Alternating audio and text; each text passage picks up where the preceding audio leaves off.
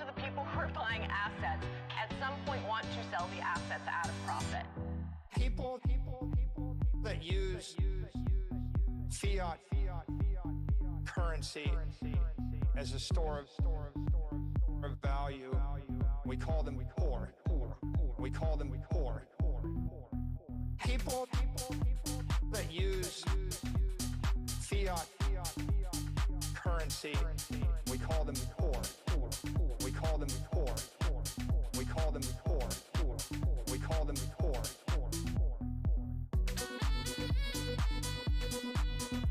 There's a name for them. We call them poor. We call them poor. Okay? But like most of the people who are buying assets Ladies and gentlemen, at some point want to welcome sell the assets at a to the profit. Friday special. That use fiat Talking to some of the best in the biz, as a store of the insiders, value, if you we will. call them poor. Oh, Quadzilla.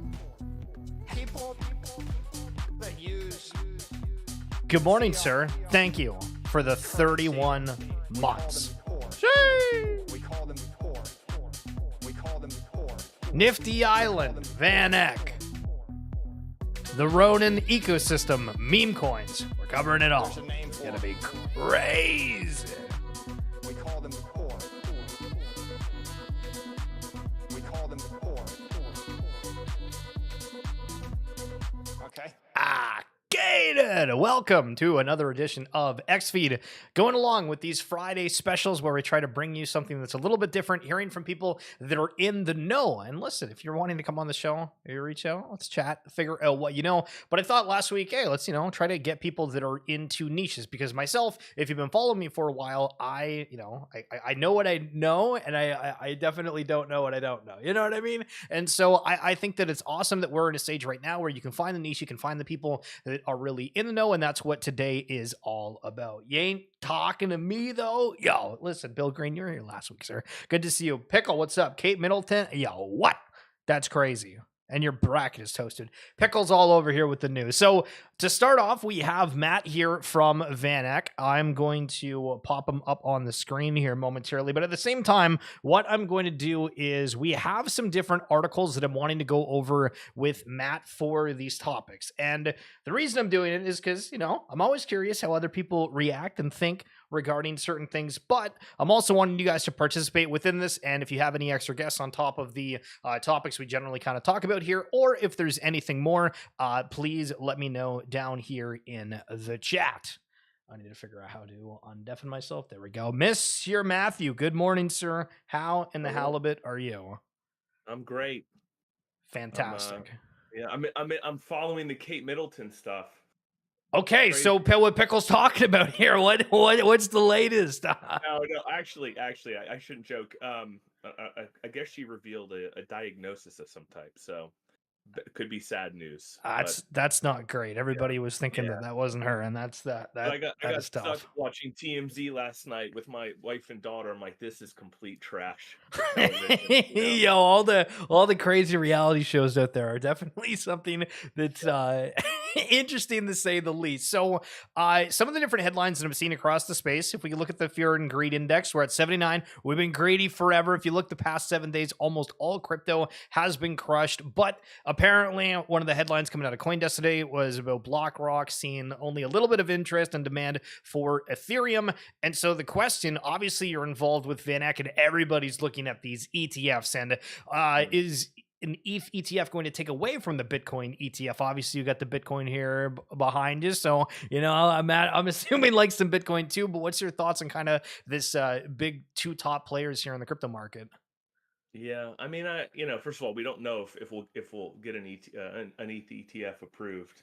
I find it hard to see it taking away from Bitcoin. It's like, most of the retail clients who are now getting exposure to Bitcoin through one of these strategies, they've heard about Bitcoin. I feel like Ethereum's another animal, but you would have to think it would help with inflow, and we'll have to see. Hopefully it goes through.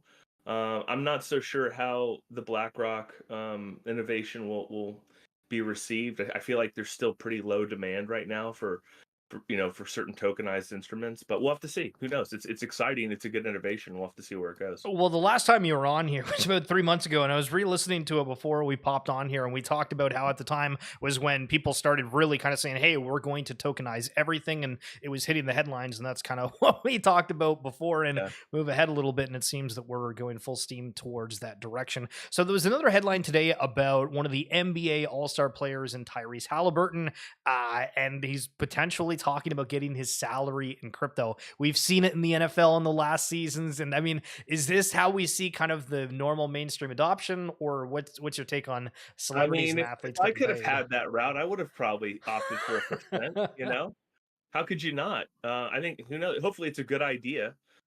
We've seen it sort of not work out in some cases, but that was maybe because we went into a bear market. But gosh, it's a great option. I'd love to have it. I don't know though. Yeah. Now, so we've had the Starbucks Odyssey, which I'm not sure if you've seen that, but it was a rewards program, and that's something that ended up leaving the space. But it's, when I look at you and your involvement with Van Eck and trying to do something different for this space and seeing another mainstream brand to the heights that Starbucks is come in the space and seemingly go up pretty quick, does that make you nervous at all? Does it, you just kind of think, hey, they might not have had the right infrastructure in place?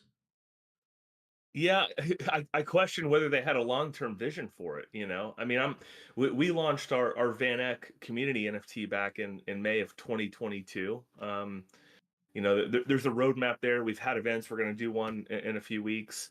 It's going to take time, but it's weird to see them walk away from it, though. I feel like they had something good, but you know, who Yeah, knows? the space does some interesting things, even to the mightiest. Now, on March 10th of 2023, the headline of the day was more than $70 billion wiped off crypto market in 24 hours as Bitcoin drops below $20,000. A year later, we're here. How crazy has it been in this journey? Crypto. I saw somebody tweeted recently. It said, "Crypto is a cycle of infinite regret." It's like when it went to 16, you should have piled in, and then it's so tough. I think we just continued that probably the best strategy in general. Not financial advice, but just to sort of dollar cost average into this stuff because you just never know. Where's Bitcoin going to go now, right? It's like a week ago, people were trying to like Coinbase was out of service, right? I mean, they're just trying to buy, and now it's trickled down. Are people still buying, or are they now disenchanted? I have no clue. It's a wild thing to see, and I'm curious. The final question here, and it's not necessarily a headline, but everybody's talking about these different chains and trying to push forward their different protocols, and everything is Yeah. getting tokenized. At what point do we just kind of see everything kind of turn into each other, and it's just this big open little silos? The Like I value don't. chain. Eh, Yeah. there's almost too much out there where we keep saying, "Hey, this is going to be for mass adoption," and nobody's going to know about the inner workings behind everything. But I'm just curious your stance on like the saturation versus like actual revolutionary advancement we're getting within the technology. Yeah, if you think of if you think of like Bitcoin as digital gold, I mean, not necessarily that's a good description of it. Maybe Ethereum silver. Solana looks like it's maybe giving them a run for their money. Um, there's only gonna be so many winners. I mean, I'm speculating, but there's only gonna be so many winners. You're gonna have a lot of utility tokens for platforms where it's just for those products and services on that platform. But then what are you going to trade into? It's probably one of the big boys, So I don't know. There were tens of thousands of tokens a couple years ago, and now like who knows where it's going to go with Memecoin mania. So um, just got to see. I think you just got to focus on quality as much as you can if that exists in the space. Well, guys, this is Matthew Bartlett. He's a part of SegMint, which is kind of a Van Eck arm in a way. And I just say that name because I think it's kind of cool that we have somebody who's so involved within the space and willing to come on here and has reached out for me to do a couple videos with them before. So you might have seen that on the timeline. So appreciate the opportunity for that. But your platform here itself is SegMint. And what makes this thing a little bit different than what we see else there is you guys are focused on ownership, trying to make things more accessible to people, but doing it in a slightly different way. So, how would you describe what SegMint is? Well, it is a digital asset management platform. I think that's fair to say. You know, the early genesis of it was around this lock and key model concept, but in short, sort of a novel mousetrap for fractionalization. Since then, we've added things like our own multi-sig tool. You can create NFTs. You can create token gated chat. So there's a lot that you could do. Um, you know, we did launch on the 28th. We hit immediately, immediate headwinds because of we launched on Ethereum mainnet, and gas was outrageous at the time, and probably thanks in part to blasts and going live and a lot of again more of these meme coins. Gas has come down some, but here we are. We just talked about chains a moment ago. We're about to deploy on Polygon in stages and maybe a few others because we need to give our users additional options that maybe not so cost prohibitive. So can you talk us through kind of the decision to like make that pivot and go elsewhere with it? Because just from the point Yeah, of view that a lot of us are out here, we're not running projects, right? So always yeah. curious when you have to make such a big move due to something. Of course, yeah. So, and this is kind of in real time, right? I mean, we launched on Ethereum because the first sort of target persona was to go after those in Web3 who have the best assets. You know, the punks, the squiggles, the fluffs. You know, call me biased. But as we move forward, we do want to partner with projects that are tokenizing real world assets, but specifically things like luxury watches, investment grade wine, digital Pokemon cards. I mean, collectibles, video games. And so when we started thinking about what we've run into here, number one, we recognize that we need a cheaper chain, and part of that recognition is around we have this free NFT claim. Well, when gas is super high, and I think you may have participated in this, Yeah, I 100 did. I did. $150 to claim your free NFT. It's like thanks but no thanks, So um I think with, like, let's say Polygon should be under $3. I'm sure you could do a lot cheaper with some other chains as well, but the decision to start with Polygon is tied to both, yes, it's low cost. We do have a pretty big gamification feature with this, so we want to deploy the entire game element onto Polygon. Um, and some of the partners or potential partners, and I mean, I'll name some just in general because we are in talks, right? Courtyard, as an example, they're on Polygon. There's a few wine projects that we're talking to. They're all already on Polygon. So it's like, if our partners are already there, we might as well accept that chain versus having to migrate tokens, to Ethereum, etc., and just add the cost. So that's a big one. But we are also looking at Blast. Obviously, there's a lot of excitement with Blast.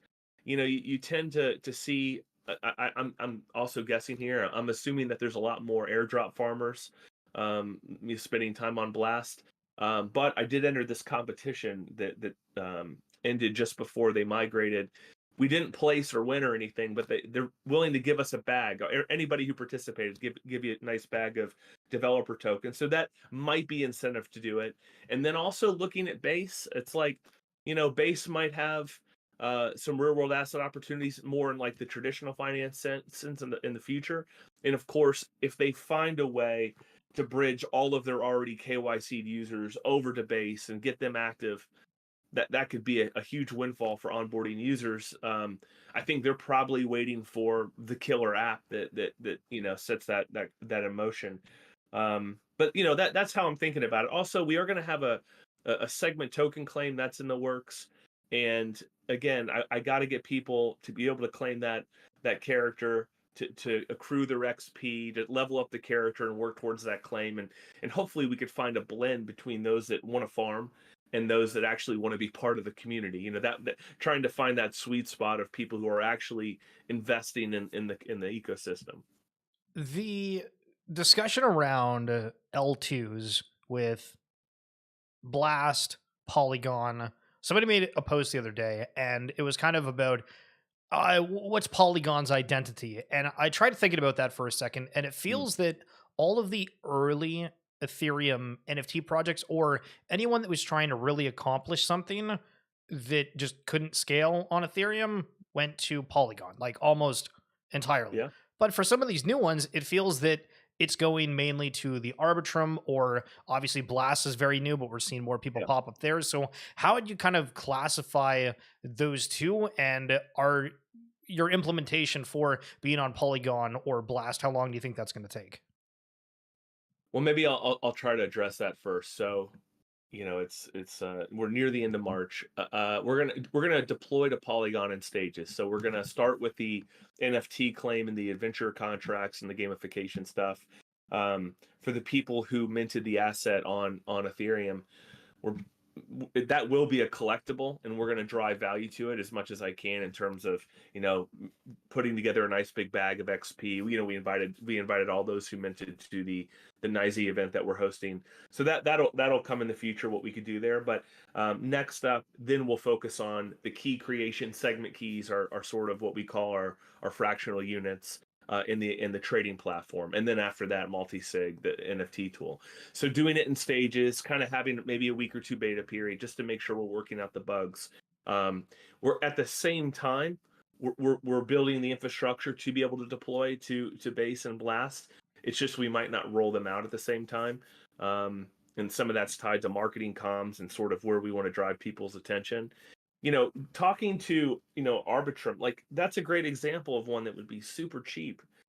Maybe we'll get there. I have to start where sort of where there is the low hanging fruit, and again I think the Polygon is that. The thing that I worry about, because not people throw around the word maxi a lot. I'm not really a maxi of anything, but people will dog Polygon, people will dog Solana, etc. And it's like, are you just kind of trashing it because you want to pump your own bag, or because you recognize that there's a serious fault or default with these systems? And honestly, I think none of these chains are going to be perfect. Like, I don't know of a perfect chain out there, but Polygon's got a great community. They've got great marketing support. There is a track record there. So we're going to see, right? But overall, always going to have the ear open to the community. If they're like, look, this is where we really would like to be as a collective. Great. I'm not gonna fight the tide on that one. So we'll just have to see where it goes. I love the fact that we're still in kind of this circle of everybody's segmented, no pun intended, in like their different communities, but at the same time we're pushing the overall narrative that we're supposed to be working together, and there is kind of this broader notion of people that are within the Web3 space and people who are without. And if you're in, it's like, hey, let's try to figure out. And I'm curious, how do the barriers get broken? Not necessarily from the Web3 side, but from just the general acceptance of things. Because the other day, last night, I posted a clip, and it was the Call of Duty mobile 36-hour launch stream special thing on like the official Call of Duty page. And the announcer said, we have these Warzone currencies, whatever it was, and players are going to play. They're going to keep doing it to unlock these gears. And it sounds exactly the same as a bunch of these Web3 experiences, verbatim. Sure. And I'm like, Sure. and to be honest, it was one of the first times I'm like, I couldn't theoretically tell if that was Web3 or Web2. Obviously, we know it's not because of Call of Duty, but those lines I feel like are suddenly starting to get blurred a little bit. Yeah, no, that's a good point. First of all, I mean, it's the game. The name of the game is attention, right? I mean, whoever could be the loudest, even if it's maybe even an inferior product, is going to get obviously more attention. So I don't know what more I could say about that. I do think making some strides to make onboarding a little easier is important. So we're going to integrate Privy, so that basically you can spin up a wallet with your email. OpenSea did this either earlier this month or late last month. Really smart, makes it easy, and especially because we're trying to attract people who may not come from Web3, but they recognize that there's a really cool offering on the SegMint platform, and they want access to it. Maybe it's something exclusive to our platform. Okay, great. Spin up a wallet with your email. We'll have to figure out how you pay for it. So maybe a fiat on ramp is next. Things to smooth out that experience would be important. But I don't know. There's so many games, right? I mean, like you have sort of the fortunate position. Hopefully, you feel this way. Like your ears to the ground all day. You're hearing everything. You know what's going on. I very rarely have time to do quests on other chains and to farm new airdrops. And it's just like, because I'll know enough to be dangerous, and the danger will be that I'll hook my wallet up to something that's a drainer, because I'm just not close enough to it right now. So Yeah, it's just trying to choose your battles, and you know me, we talk quite a bit. It's like I spend a lot of time in the Futureverse ecosystem. There's a lot of components to that. Like that could be a full-time job. Just trying to pay attention to the updates there and what's going on. So yeah, that's all I could say. Well, what do you think about the guild mantra then? Because I'm not sure if you are into blockchain gaming that much, but way before, in like 2021, there was all these guilds, and people were like, "Oh, we're gonna go buy, the Star Atlas ship for hundreds of Yeah, thousands of dollars, or these Guild yeah. of Guardians guilds, because this is gonna be worth so much, and we can get into these esports tournaments." And Hmm. obviously, there was kind of like a 2-3 year where I was like, "Okay, a lot of these things aren't fully completed yet." But it sounds like, as you're saying, hey, like I'm willing to kind of participate in this space, but I might not have the time to. So how do you think these kind of loan platforms, software, I mean, for SegMint, obviously you guys are trying to distribute ownership. So there's a way that you Hmm. guys can kind of get involved with this depending on how the broader market shapes up. Yeah. Well, I think for what we're trying to offer is if there are, again, keys or fractions. If there's 10 keys tied to a Star Atlas ship, one of those users can request delegated access through the delegate.xyz integration, and play the game, go to the party, do whatever it is that is the token gated benefit of that asset. Um, guilds are great. I 2 years ago, 2.5 years ago, I was like, some of these groups hold some amazing assets. 2 years later, you're like, wow, the games never came to market, and you wasted a lot of money. Again, that's just time. Some of that's timing, and some Yeah, of yeah. that's also recognizing that, like, just in Web3 in general, you have a lot of people, a lot of teams who are underfunded.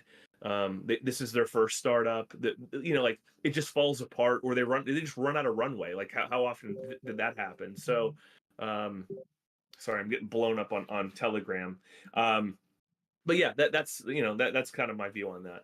Matt is getting blown up on tele. Yo, which secret chat's this guy? He's ready to trade live here. Love to Yeah, see it. So, I mean, question for you, and you might not be able to answer this, but the amount of people that I feel are getting more comfortable with leverage trading, we saw with the NFT market collapse, people are taking loans like 300 plus apes. What do you think about NFT finance? It was something that I saw a clip of a guy who's apparently like yeah, was working in Japan, and he was like, watch out for the NFT finance wave. And I was like, okay, this is yeah. the first time I've heard about it. But It's very interesting. One of the things that, I mean, it might exist now.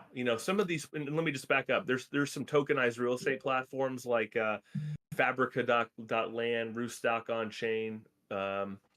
Maybe yeah. There's a couple other. I don't want to make up names, but if they're minting these assets as NFTs, and let's say it's a piece of real estate, it's a farm or whatever. The fact that you could potentially have one of these collateralized lending integrations built in, where it's like in a couple of seconds, a couple of steps, you can get a collateralized loan on your piece of real estate. Versus what do I have to do now in the United States to get a home equity line of credit or a refi? I mean, I have to give them basically everything short of my blood type, and it takes weeks. So like that is really interesting.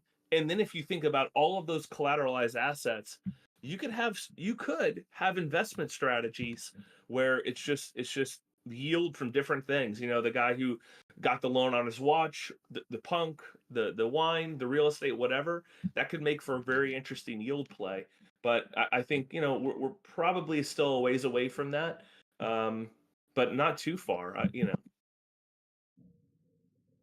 it's cool. I mean, Mhm. I think it's cool to see what the ability is. And I think the other component to this is for younger people right now. I think, at least myself and others, like, unless you have some job that's paying really well and you're able to save, you're trying to figure out how to do this. And it's not the same of, hey, go out and buy a house. It's like, oh, I need a whole bunch of money to be able to do that first. Or with this stuff, people just say, hey, we can own like a portion of a crypto and just be a part of kind of the greater picture. And it's weird that we're kind of changing that, but it's cool that we're on the stride to uh, potentially changing the world with this. So you went to NFT Paris. I would Mhm. love to hear about your stories from start to finish, how you found Paris overall, because I've never gone. Was it Yeah. hard to get around speaking English? What was the event like? Did you Uh, have any good takeaways?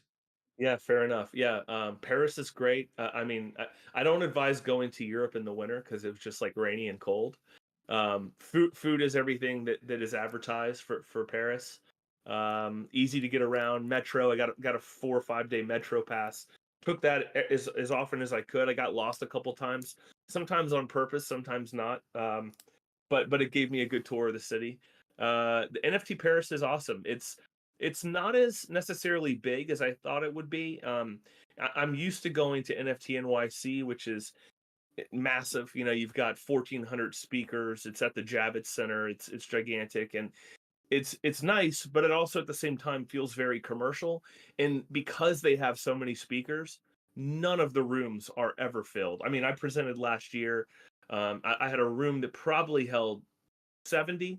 I've had like 13 people in there. It's like why create a presentation and make sure it's good. But NFT Paris is more, I would say, very quality, and you have it's the right group. Not that NFT NYC isn't, but the collectors that I want to get in front of specifically for SegMint, we're definitely in NFT Paris, holders of very high quality assets, punks and squiggles and everything that you would imagine. I would definitely go back. I think it's expected 18,000 people. I think they concluded that there might have been 12,000. I'd argue there was 5. I mean, it didn't feel that busy, but it may have been. And we had a nice booth right in the middle of the exhibit hall. I did a workshop on SegMint, which went very well, and then I did a tokenization panel, which also I thought went very well. It's great to do those because I very rarely go toe to toe with other asset managers, and we really do have a different take from what others are thinking. So it's fun to do. But yeah, I would recommend it. I would go. I would try to go next year. Did you have any other booths that you visited that you thought, oh, this is kind of cool from there? Or was it just kind of more focusing on presenting and just running your booth? Yeah, I mean, you meet a lot of great people. Yuga was there, Pudgies were there, some very big names. But truthfully, I was there to sort of work and grind. I mean, we had booth time from, call it, 8 to 8 each day. So just giving SegMint demos, losing my voice by the end, But no, there's a lot of good exhibits there, and obviously a lot of art as well, which was really nice to see. So what do you think would be the best way that they could do an NFT conference for the metaverse? I feel that we have all these things in person. They're charging $1,000 tickets. You have to travel around the world. I'm shocked because I know that in the education system where I used to work for a little bit, they started doing this metaverse thing in like the year that I ended up leaving. They had these entire things where people could go and it was like a representation of the school, even though it was not really. It was it was a base thing, but people weren't able to kind of try to customize it however they wanted. But I remember that being the case. But why has that not happened yet? Well, I think so I'm a fan of the Portals team on Solana, and so we have we have a game that we built on Portals called Kryptonia, and what I like about Portals is that it's browser based. You don't have to download anything. You could have an old, $200 laptop, and you could access this thing with an internet connection. So why that's important is it means that you can get more people globally on.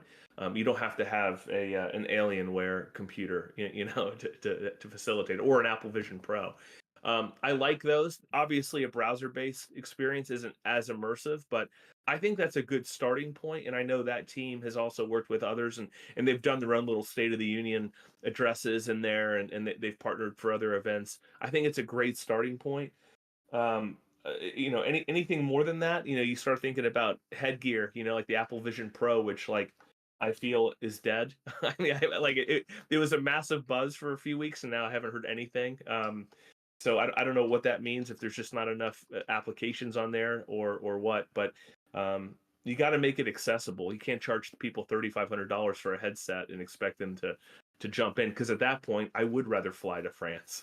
You get the food, the whole authentic experience, and all the good jazz around that. So I know that you have a few different NFT collections, and one of them being within the Futureverse ecosystem. And I've been covering a lot about how they're apparently making this AAA, first of its kind Metaverse Battle Royale and all these big titles. And we have this new upcoming Third Kingdom mint that is in that currency. We are seeing other ecosystems budding and exploding, and it seems that all of them have these different kind of currency yields and whatnot. But just for you, I'm curious, what do you really like about Futureverse? I know Altered State Machine is something you've been following, but of the recent announcements, what's caught your eye? Yeah, ASM sort of like reignited the passion for me. I think I got in at 2017 with the Central and we talked about that. But that one really got me enthusiastic about the technology. And now, of course, they have the Muhammad Ali, the Next Legends game, which I've been playing. I've probably done 150 bouts or fights in that game, Sheesh. which is fun. Just trying to get a feel for it. And it's fun to be able to finally put that to work because these games do take a long time, and I think there's probably expectations from people when they get into these Web3 gaming projects that, hey, all right, where's the game? And it's like, okay, well, how long are we going to wait for GTA? Like, how long did GTA take? And I know we're talking about different quality, but they take time, and you go through a bear market like we just had where there are projects that run out of runway or maybe you just can't afford all the team members that you have, and so it slows development. I think people need to be a bit patient, but when it comes to Futureverse, I think it's the partnerships. I think we do have a very solid community. Yeah, I sometimes when you see communities like Pudgy, go through the roof, maybe a month or so back, I feel like they were at 20 ETH or more at one point in terms of the floor price. It's like I sit there and I question, okay, like, and I'm not dogging Pudgy Penguins, but I'm thinking, okay, there's plushies in Walmart for kids to buy, and then I'm over here thinking, I've got this brain that I could put in a race car, a boxer, a World of Warcraft player or something, whatever the battle royale thing turns into. Like, it just seems like there's a lot more I could do with this, more utility. And I think that utility is yet to be sort of, it's we haven't seen it yet. I mean, we've seen bits of it, but even for the Next Legends game, it's still an alpha. But I think once we see more and more of these games come out and the quality increases and they fix bugs, which is comes with every project, I think more people will be interested. So I'm excited. I'm very excited for it. I'm looking forward to this upcoming mint. Um, I've got my strategy ready. So I don't know if we call it like a gaming meta or a utility meta, because when I'm trying to look at the cycles within the space, we've had when an NFT had some kind of token yield, when an NFT was a part of a DAO, when an NFT had a PFP slash digital identity that everybody had easily recognized or something. It felt like we've gone through all these different cycles, and I'm curious what the next one's going to be classified as, assuming that it happens, whether it be a gaming one or a utility driven one. And Distress Pickle here in the chat, AI will be what cuts the programming time down for those turnover times. Totally agree. But it's like, beyond, I'm just throwing this out there. Like, I use ChatGPT every day. I'm using it for editing. I'm using, I ask it questions, but like, I probably haven't used it to its, full potential for what I could. And who knows if these developers are, I just don't know, like, I mean, I've got guys writing smart contracts for us now. Like, I have no clue if they're using AI, but I agree. It should definitely speed things up, especially some of the tools where it's just creating the games on the fly, based on whatever you tell. I mean, that's amazing. So that's something to look forward to. It's funny to think of like the people out there that might have had a little bit of a shudder because I use ChatGPT too, and I'm like, man, imagine if you're like working a job and you're like, man, I can do this job way quicker if I just use ChatGPT, but I don't want my boss to yell at me over the show. Yeah, I mean, it's funny that there's some people are really scared of it, like it could replace what they do, and maybe they're right. If you're just writing like job descriptions for a living or something, like, yeah, you're probably already toast. But I feel like it's been a massive level up. I've been using it as soon as it came out, or as soon as I could. It helps productivity. It makes me sound smarter. It's like I write better because it's not me writing, or at least it's editing. So, it's good stuff. That's incredible and amazing. Guys, if you happen to have any questions here for Matt, we got him for about another 15, 20-ish minutes here. And I mean, so I'm curious, when you look ahead to what the year can hold, we have apparently the election. Crypto apparently loving chaos. The whole market's this, that, and the other thing. Apparently, the U.S. just signed something to have like a budget spend of like 1.5 trillion. Well, they're already a whole bunch in debt, and everybody's, I feel that I, as a younger person, have never really been brought up with certain aspects of the market. And so I find it fascinating to see other people's perspective and the headlines that come out of it. But how big of a deal do you think this year is going to be for crypto? Is this the chance at the super cycle people talk about, or what's your kind of just broader sentiment towards it? Well, first of all, going back to that deal, the 72 hours to review 1.2 trillion deal, and it's 1,000 pages. Like, who makes a decision for that amount of money in 3 days? It just kills me. When you contrast that with, let's say, a family office or an institution that has 2 years of due diligence to add a mutual fund to their lineup. What I mean? It's just, but if it's not their money, maybe they don't care as much. Yeah, I think things like this, fiat looking a little more shaky. It helps certainly Bitcoin, but with the halving coming up, you got to expect a lot of volatility between now and months after. So I'm hoping that the cycle sticks around, that we keep heading towards that bull direction. Because it will also help keeping the games that we're interested in funded and progressing well. You hate to have a bunch of starting and stopping just because of the cyclicality of the markets, but it's definitely going to be a crazy year. That election's going to be nuts.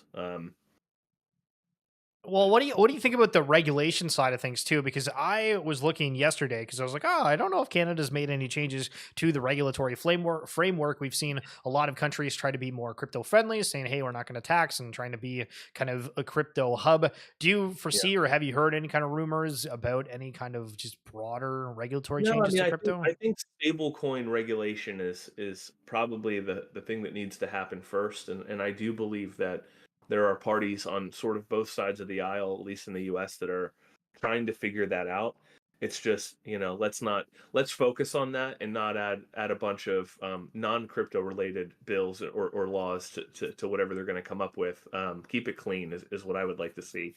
But also, I think supporting self custody. I definitely want to. Hopefully, that they will support self custody to be able to run a node. You should be able to run a node in your house. Like, I just don't want them to mess with anything like that. I think that's so important for keeping the stability of the blockchain in place.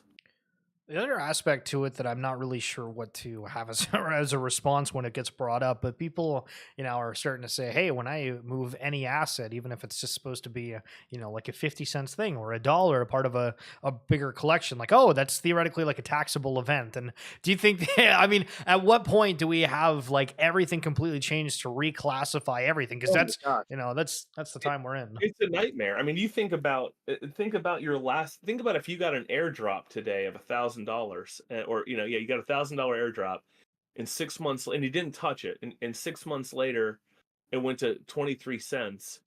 You still got to pay on that $1,000 airdrop, because that's how it works. And then yeah, you could take a loss, but it's just like it's so messed up. And then some of these chains that we're invested in, if I go to something like a Zen Ledger, or another tax site, it's like they don't have that chain, and so now I've got to do everything manually. It's unfortunate because even if you want to be honest and pay your fair share, which most of us probably do, it's like you're just scared to death that you're not going to get it right, and then and then they're going to come after you, and you're going to be like, "Will you tell me how much it is? I don't know. I'm trying." It's a tough spot for us to be in. So hopefully that gets fixed, but. I don't know. Unless a specific candidate becomes president. Like, I don't see us shifting to like a flat tax or something like that. But it's not my world. I'm just guessing. No, 100%. And the aspect of the blockchain being able to potentially do everything for you in the future, where like imagine you don't have to worry about that, you don't have an accountant, you don't have pretty much Yeah. anything. Like, it's weird where that, like, is blockchain and AI integrated from that aspect? Because that's a crazy thought itself. It seems like a no brain. I don't know how much you read, but there's a book. It's probably 5 years old. It was called American Kingpin: The Story of the Silk Road. It was about Ross Ulbrook. If you remember him, he created the Silk Road. Does that sound familiar? No, but I can do some research afterwards. Yeah. Listen, this if anybody's listening, maybe the best book I've read in the last 5 years. Really.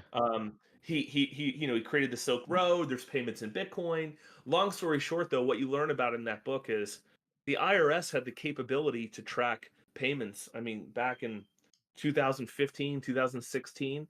I mean, they had forensic tools that could figure out what you were doing. So, if people are thinking about like, oh, the IRS is understaffed or they're behind or they're never going to catch me, I would not assume that because they've had tools around for almost a decade that they could figure it out. Now, what we really wish would be like, well, hey, add that as a TurboTax feature and let us calculate our taxes.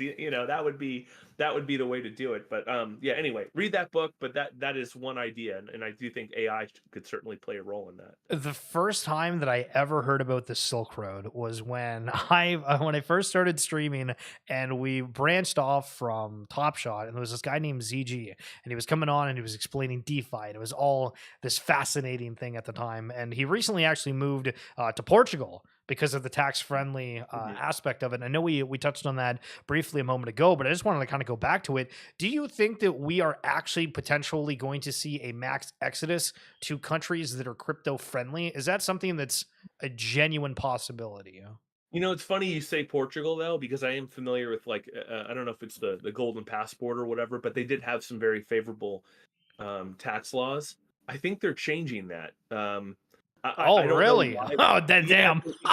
yeah, because somebody I talked to who lives there now was like, yeah, they're looking into changing these things. So, um, trust me. I mean, I've looked into Dominica. There's some great islands in the Caribbean, but it's still this is still at least again I'm in the U.S. It's still a great place to live, and obviously I don't want to give up my citizenship to save a little bit of money, but yeah, who knows?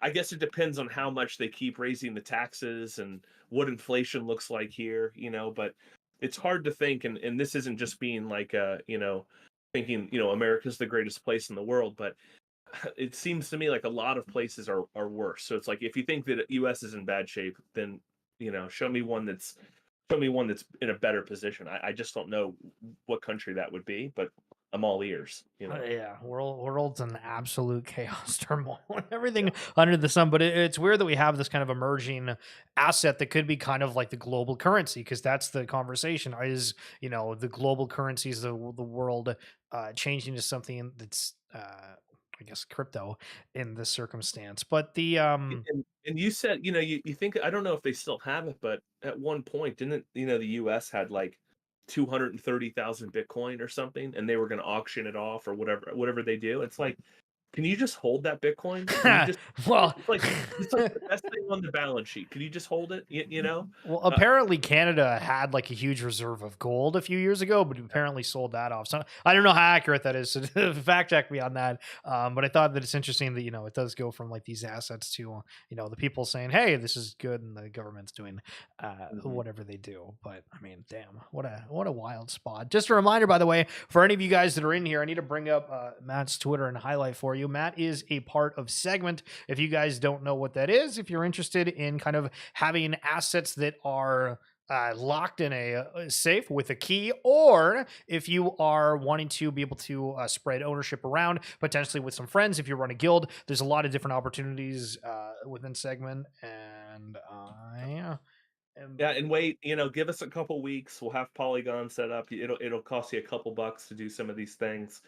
If you wanna use Ethereum and go for it now, I encourage you to use it. Well, so the next thing that I wanted to kind of dive into here is the gaming meta. We briefly talked about that, but do you think that that is something that's actually going to come?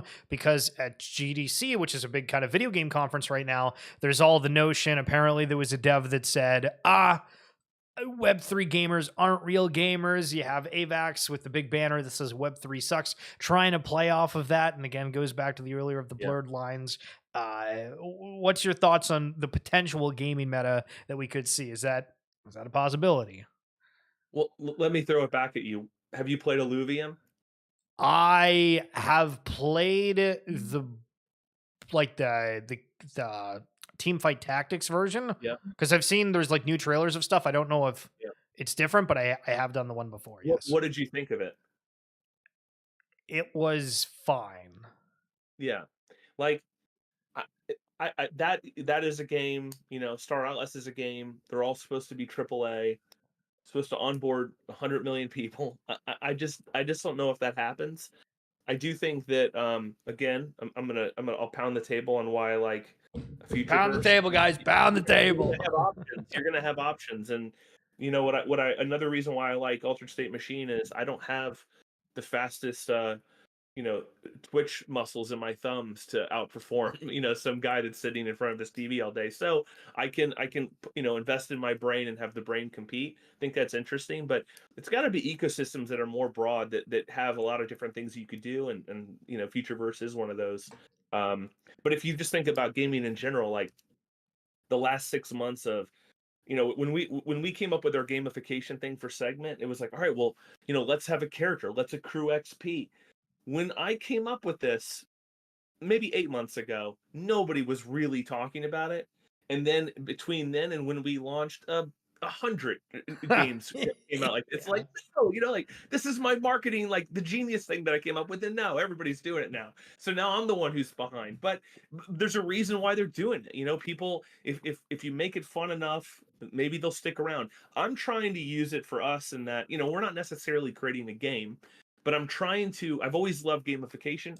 I'm trying to make it fun to use the platform. One of our early beta testers, one of the comments he made was, yeah, it's like the platform's good and the features are cool, but it's just kind of boring. It's like, well, geez, I don't want it to be boring. Like it's not like what is OpenSea doing for you? But the difference is OpenSea's been around forever, and it's like for a lot of people, including myself, just out of habits, it's like my homepage. It's like, let me just go to OpenSea and check some of the collections I like. But that's just out of habit. But what I'd really like is to have gamified experiences that drive you to check in each day, to explore, to learn, to get educated, and you're getting rewarded the whole time, and and it's just habit, and then that's how we're hoping to use it and make it fun, and then hopefully the people that spend the most time and the most resources will accrue the most of the token. That's the hope. It's funny that most of the games right now are kind of like a passive yield to get the token out. Do you think that that's a way for people to distribute tokens without being called a security, or do you think that some of them have something that's beyond that in the terms of, hey, we actually have like a reason for using this elsewhere? What did you mean about yield, though? Just so I well, so it seems that everyone is offering a yield that is through staking, essentially. Like, so for example, Yuga with Legends of Mara, it's a game where you can accrue these like different resources, but again, it's basically like passive staking because you really don't do anything. And it seems that a lot of other games and protocols are doing that. So is that distribution of the token because they're actually building out a game, or they just need the supply of that token out there in a way that's not called a security? Oh, yeah. I mean, it depends. If you are trying to keep it decentralized, you do want to make sure you get it out in the right way. But I mean, staking in general, it's just a tool, I think, in a way to sort of manipulate circulation and price. I mean, like right now we're talking about Futureverse. Most of us are max staked with Root. And then we've got a mint coming up that's Root. You pay for it in Root, and you're like, well, guess I gotta go either buy Root or miss some of it. But if the reason why I'm not upset about it is, and again, the genius part to me is they've opened it up to other communities. They've even given them free land, whatever that means. And it's like, if they don't use the land, who cares? If they use the land, they got to buy Root in order to mint. It's going to benefit us as a whole over time. So I just think it's a win-win. Maybe in the short term, a lot of people don't have extra capital to throw in, but at the same time, you are also getting a yield for being staked. So it just depends on how they're using it. Yeah, but like if you're just staking and there's nothing really in the background, it's definitely a waste. But you got to make sure you're doing the right due diligence on the projects you're in, I guess. Facts. GW Canada did sell off the entire gold reserve. Sorry, should have read that a moment ago, but I didn't know that. Yeah, I mean, I don't know what to think about that. Is that concerning? Yeah, but a good amount. I don't know what percentage, but I want to say that Canada's got to be up there in terms of at least top 10, if not top 5, for countries that mine gold. No, apparently not anymore. It's vaulted. It's just in the ground. Yeah. That's crazy. Bill, did you see the new Futureverse partnership with Overtake? So I saw it, but I didn't really read it. It says, exciting news alert. We're thrilled to unveil our partnership that's set to redefine the gaming landscape. Maybe a buzzword. Overtake is joining forces with Ronin Network, igniting a fusion of innovation and passion that will propel gaming into... Okay, this entire thing is ChatGPT. Yo, Matt, this entire first line here, I can tell is ChatGPT. They're saying we're thrilled, we're unveiling, redefine the gaming landscape. If I ever say that, I've used ChatGPT. Great. Yeah, there's no shame right now for using it. It's all good. That's amazing. I guess it's in empowering games worldwide to revolutionize the gaming. Yeah, it's a whole bunch of buzzwords, so I got to go over that. But Bill, let's chat about that here in a moment. But Matt, as we're wrapping up, I kind of want to do one last loop about kind of, I guess, who you are now that everybody's listened to you for the past little bit, and what SegMint is if they're joining us late. Yep. So head of Web3 at VanEck, in charge of building out our crypto native capabilities. Part of that was to launch a business that we call SegMint GmbH. It's an entity out of Germany, which is a subsidiary of VanEck Europe. So sort of, part of the mothership here. It is a digital assets management platform. We've got a really cool lock and key model concept for fractionalization, but you will be able to use our multi-sig wallet. There's an NFT tool. Everything is basically free, including the free NFT claim minus gas. And things will get cheaper in terms of gas when we move to Polygon and other chains. The only thing we actually charge on is a 1.5% protocol trading fee if you use the trading platform, and that depends on the jurisdiction that you live in. Long story short, if you're outside the US, you could trade. But even if you're in the US, you can create the keys, the fractions. You can create a token-gated chat with your friends if you want. Use the platform, accrue XP, try to level up, get in a good position for a token clave later in the year. Incredible. Any final things about the market? What people should be going into the weekend? Are we calling a bullish weekend? Are we calling a bearish one? What is Matty thinking going into this? You know what? I'm gonna zone it out. I'm just gonna watch March Madness the rest of the weekend. Hell yeah. Love it. All right, Matt. Thanks so much for coming on. We'll chat to you soon, sir. Yeah. Yo, there we go. There is Matty. Holy sheesh. Give us a prediction. Are we going up? Are we down? We're going straight around town. Sheesh. Welcome, if you're just joining us, to the Friday X-Feed special. That was our first guest. We got a few more coming. Up only. Drewy. Yeah, all right. Who's here? Who's chilling? GW. Have you been chilling in the chat before? I feel like I haven't seen your name. Either before or in a bit. Or you changed your name. Any no answer is a bear sign. True. We go in the opposite direction of Canada, we going up. The king of the north. That's crazy. Yo, Bill Green. What the hell do we need to know about that root announcement? It's crazy. So, next up, in a couple minutes, let me clarify, we got OGK. It's been a while. I was about to say. It's been a while. And I don't know anything about the Ronin ecosystem, except for back when Axie was popular, back when I played, and we interviewed Mike Man. Shout out Mike Man. I know sometimes he's watching. That's crazy, bro. And so we're going to learn about Ronin, what's worth knowing, what's not. What are the numbers, the growth? Do we think that they're fledged at all? Some people saying no. These numbers are fake. Nah, people wouldn't fake numbers. But maybe it's just FUD. We'll try to find out. You know what I mean? The song's a banger. You can just listen to it for hours, to be honest. To be honest.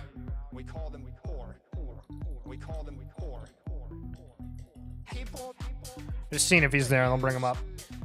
More builders on route. More going into the vortex.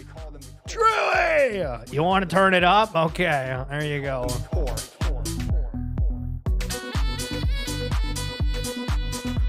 There's a name for them. Yo, I'm trying these in-ear monitors instead of using the headphones, which I don't know if they even make these anymore. But the DT990 Pro, these are like the comfiest headphones ever. Respectful. But these aren't bad. They were like $30. Why'd I buy them? Because Call of Duty. The pros wore them. I thought it was cool. You know, you see them streaming like, that looks professional. And now we're here. And now we're here.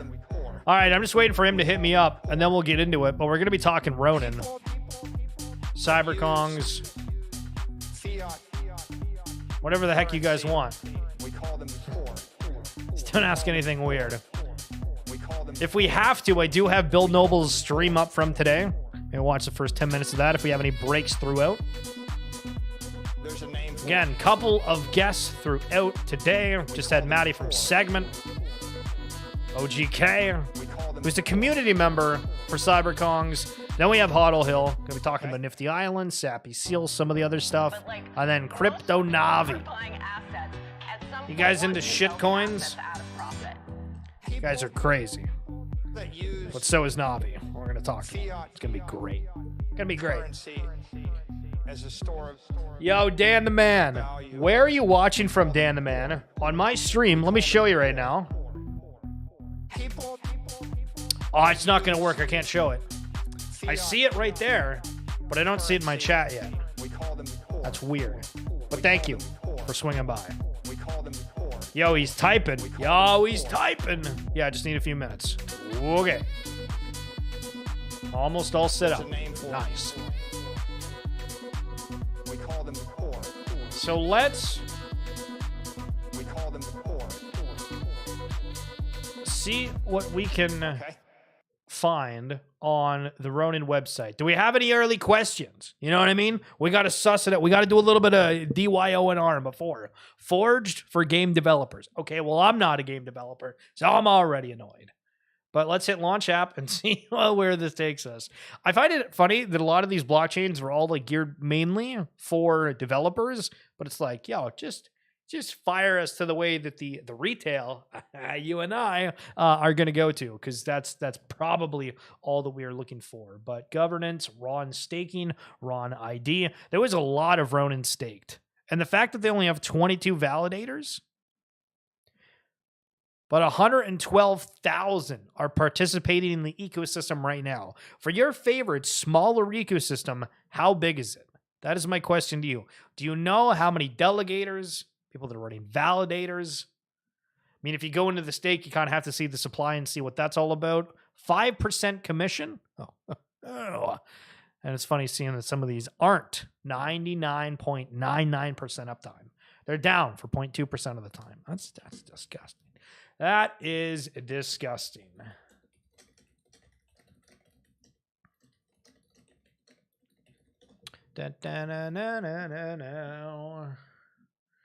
Okay, so we're gonna bring up Axie Infinity 2. What are some of the other games we're wanting to chat about here? there's gonna be so much. Okay, so Ronin, Axie Infinity. We have Pixels Online. That's another one. And then I am forgetting the other new game. It's like Aberrant Sector or something like that. Maybe not. It's like Pixels Online. There we go. That is up and good. So to go over Pixels Online super quick, discover a new style of gameplay in our play and own game powered by the Ronin Network. Notice how we've gone from almost every single variation of play to earn, play to airdrop, play and own, play to own. It just goes on and on and on. And Bill Green, did you just say TTK? What? Where is that at? I don't know if my chat's totally bugging out on me here. But Axie Infinity, this one was super popular from before. It still is. So don't think that it's not, but this is when we had the discussions about guilds with Matt.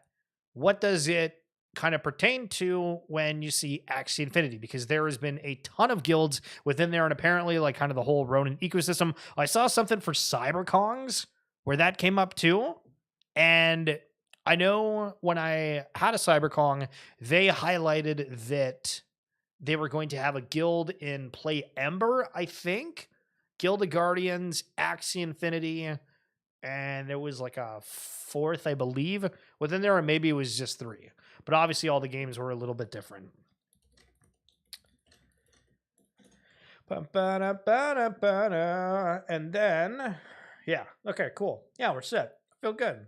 What do you guys think of that first little rendition there? Not bad, eh? Not bad. Bill's got a crazy amount of viewers today. His channel's absolutely skyrocketing. I DM'd him a while ago and I was like, yo, you were about to fly, and he is pretty much doubled up, and that is kind of crazy, to be honest. OGK Kyle, what do we call you? How are you doing, boss? Yo, Schiller, what's up, dude? You can go by OG, OGK, whatever you want. Yo, OG, listen, OG's easy. I like that. All right, W. Oh yeah, man. That was the plan when I put it together. So there's too many damn Kyles in this world, so I tossed an OG in the front, and now we got OG Kyle, and you can go by OG, and it works for me. Amazing. So I have been doing this show for a little bit. I know that we kind of followed each other recently, and I was like, damn, this guy is all about the entire Ronin Network. You're involved with CyberCongs, you're involved with pretty much everything, and it's an ecosystem that I admittedly was in a little bit for Axie Infinity back when things were crazy. Obviously, we come full circle where things are going crazy again for everything Axie, Ronin, etc. So give me a little bit about your background and why you're focusing so heavily on this Ronin ecosystem. Beautiful. Yeah, absolutely. I can do that. So I got started in Axie in that hype cycle of 2021. I got in a little bit before things really went crazy, which was nice. Basically, really loved the play to earn concept. It really resonated with me because I've been a gamer for, like, I'm 33 now, and I've played games since I was like 4 or 5 years old, and I still play games to this day. And the amount of time that's just kind of put in and spent on like skins in game, or whether it's a character or whatnot, when I heard that, at the end you're going to be able to actually resell these things instead of just kind of lose that value, that really struck home with me. And so I invested into Axie, rode it all the way through. I stuck with it through the bear, which was it was difficult, I'll be honest, but through that, we really got the true value, which is, I believe, the Ronin Network. And the network, of course, is everything that Axie was built upon. So the network was built to scale up to almost 3 million users. I would imagine that it's probably able to go higher than that, just based on the way things were trending and the way that they were building in that hype cycle in 2021. And now that they have this infrastructure, they've kind of started to roll that out to other communities. So CyberCongs took advantage of that first. They were kind of the first big IP to be like, listen, like, this is a really good product. Like, we want to build on Ronin. And that kind of opened the doors for a lot of other conversations. So Pixels came shortly after that. There's a whole ton of new games as well we can get into later on. But to kind of just close off my little story, I didn't really know how to kind of spread this word of play to earn gaming that I had learned about. So I started streaming and making content. And luckily enough, I did enough streaming to the point where I got myself seen by the Axie team. They invited me out to AxieCon, so I got to host and cast AxieCon, which was an amazing experience in Barcelona. I got to do a live Axie event in Dubai at Metacon, and then I've hosted a ton of Axie events online. They own a basketball team. I don't know if that's common knowledge, but they did buy a Big 3 basketball team, so I got to do some casting and hosting for that too. And really just have built with everything that Ronin has built, and been able to kind of establish myself in this community. And I'm open to really anything outside of Ronin as well. Like something outside of Ronin that's caught my attention is Shrapnel.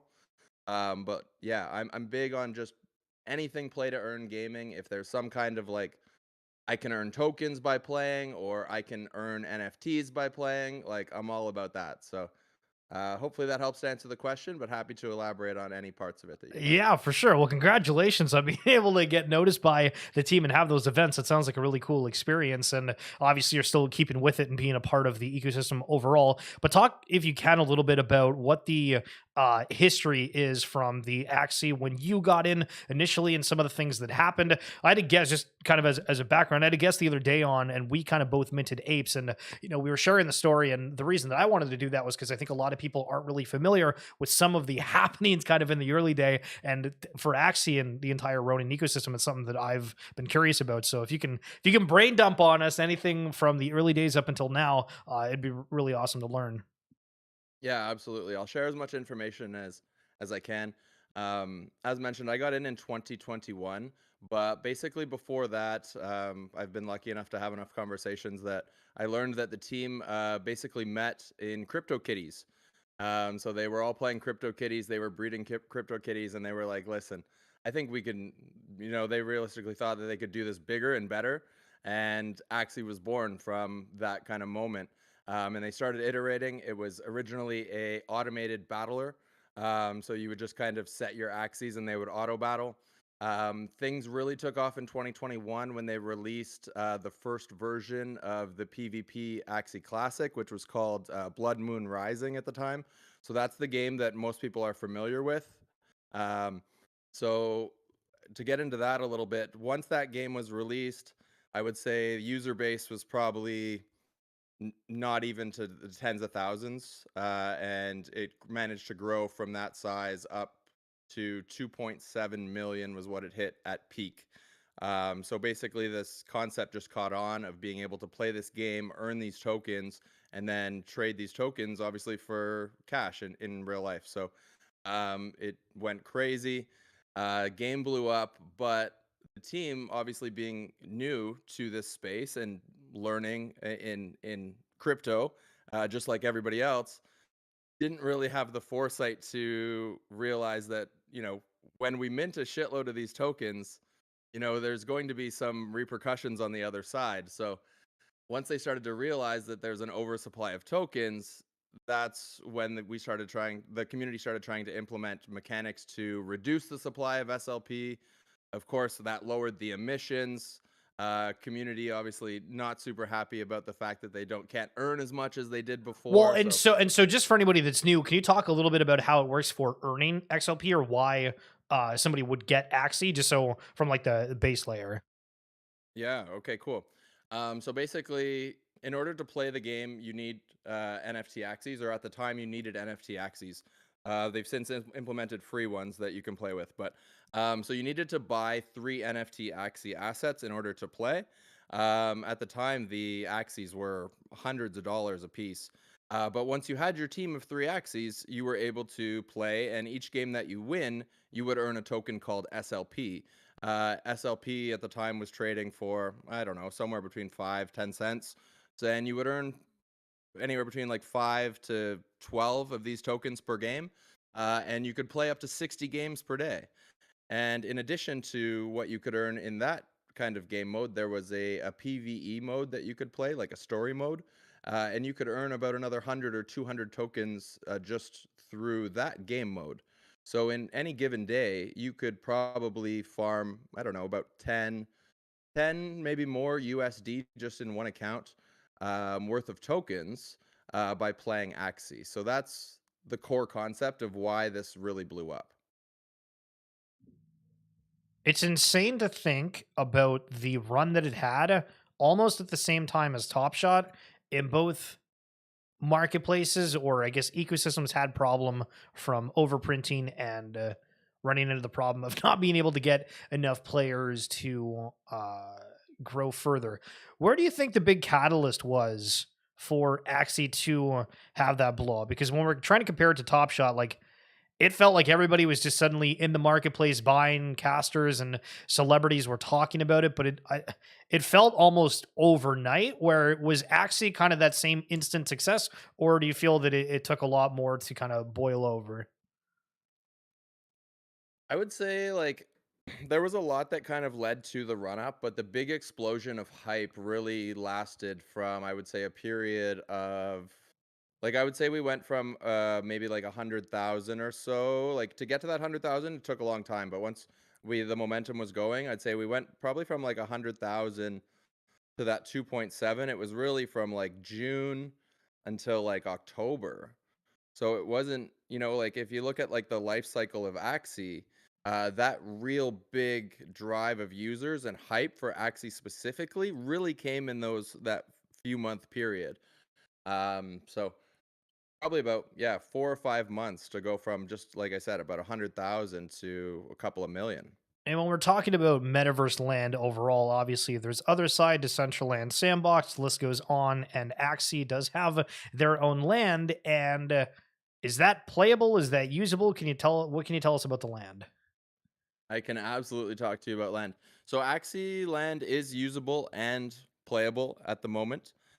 So you are able to basically grab a NFT land plot, and then that gets you access to the game. You can log in. You can start kind of building out a town, farming resources, and farming ancient coins. And ancient coins in game can be converted across for the AXS token, which is the official Axie token. So I guess one thing that I haven't mentioned yet, Axie has 2 tokens that are associated with their game. SLP was the first one that you could earn by playing. They released a second token once I don't know, I wouldn't quote me on this, but once they realized what kind of happened with SLP, they realized that was going to take some time to kind of rectify the price of that token. So rather than try to fix it all in a day, they introduced the AXS token, which became the official Axie token. And this token, obviously much better tokenomics on the back end of things. But so that's what you can trade the ancient coins that you get in land gameplay for, which is the AXS token. So there's in-game earning for land as well. Now, I will put an asterisk and say that the game is not in a polished state. It's I would say it's in an alpha state right now, and the team is currently taking community feedback to kind of improve some of the core mechanics.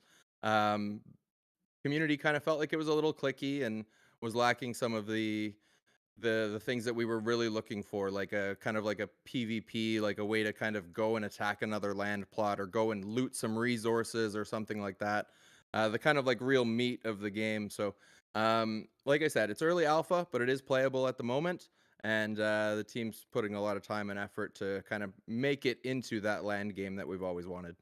It's funny to see the amount of NFT collections doing land and at what stages each and every single one of them are at right now in terms of building. But GHOs, when we look at the founder lineup, I guess, kind of across Web3, where would you place him? What do you think of him? I follow him and I see his tweets all the time. He's extremely active. I feel like he's got some pretty solid takes, but from your point of view, what do you think about him?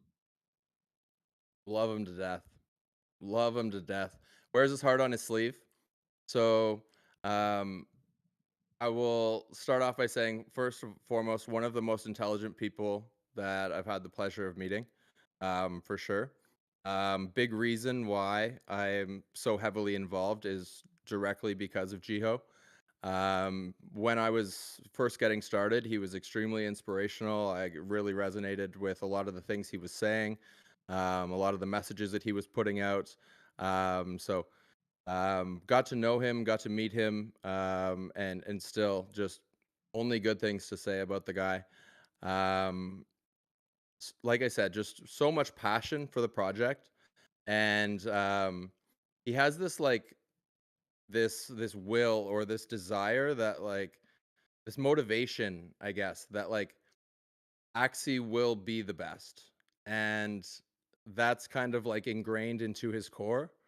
And like when it's not at the top of the pile of the crypto games, I I know him well enough to know that, it's bothering him deeply that it's not, and he's basically spending all of his time and energy to try to make sure that it is the best possible game and IP.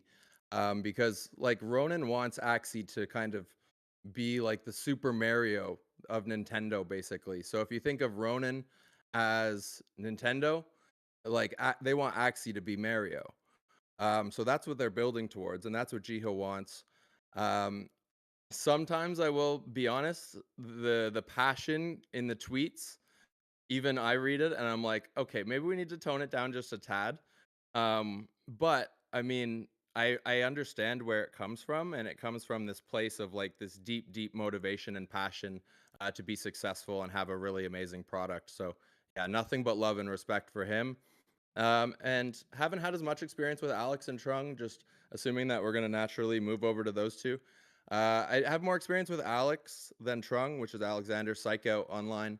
Um, Same thing. He's more of a business mind, more than like just like lead with passion and will over everything.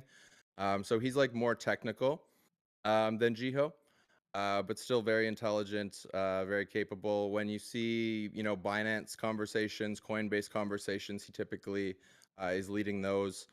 So yeah, definitely in good hands with the founders. I feel very confident with these people, and actually to that point, I believe in people more than I believe in projects. So although in the forefront you see like OGK, this guy that really supports Ronin, the root of it is I support these people and I respect these people. I think they're smart and I think they have good opinions. So um, if that were to ever change, I would not be the Ronin pumper that I am. But I deeply believe in them, and that's why I back Ronin so hard.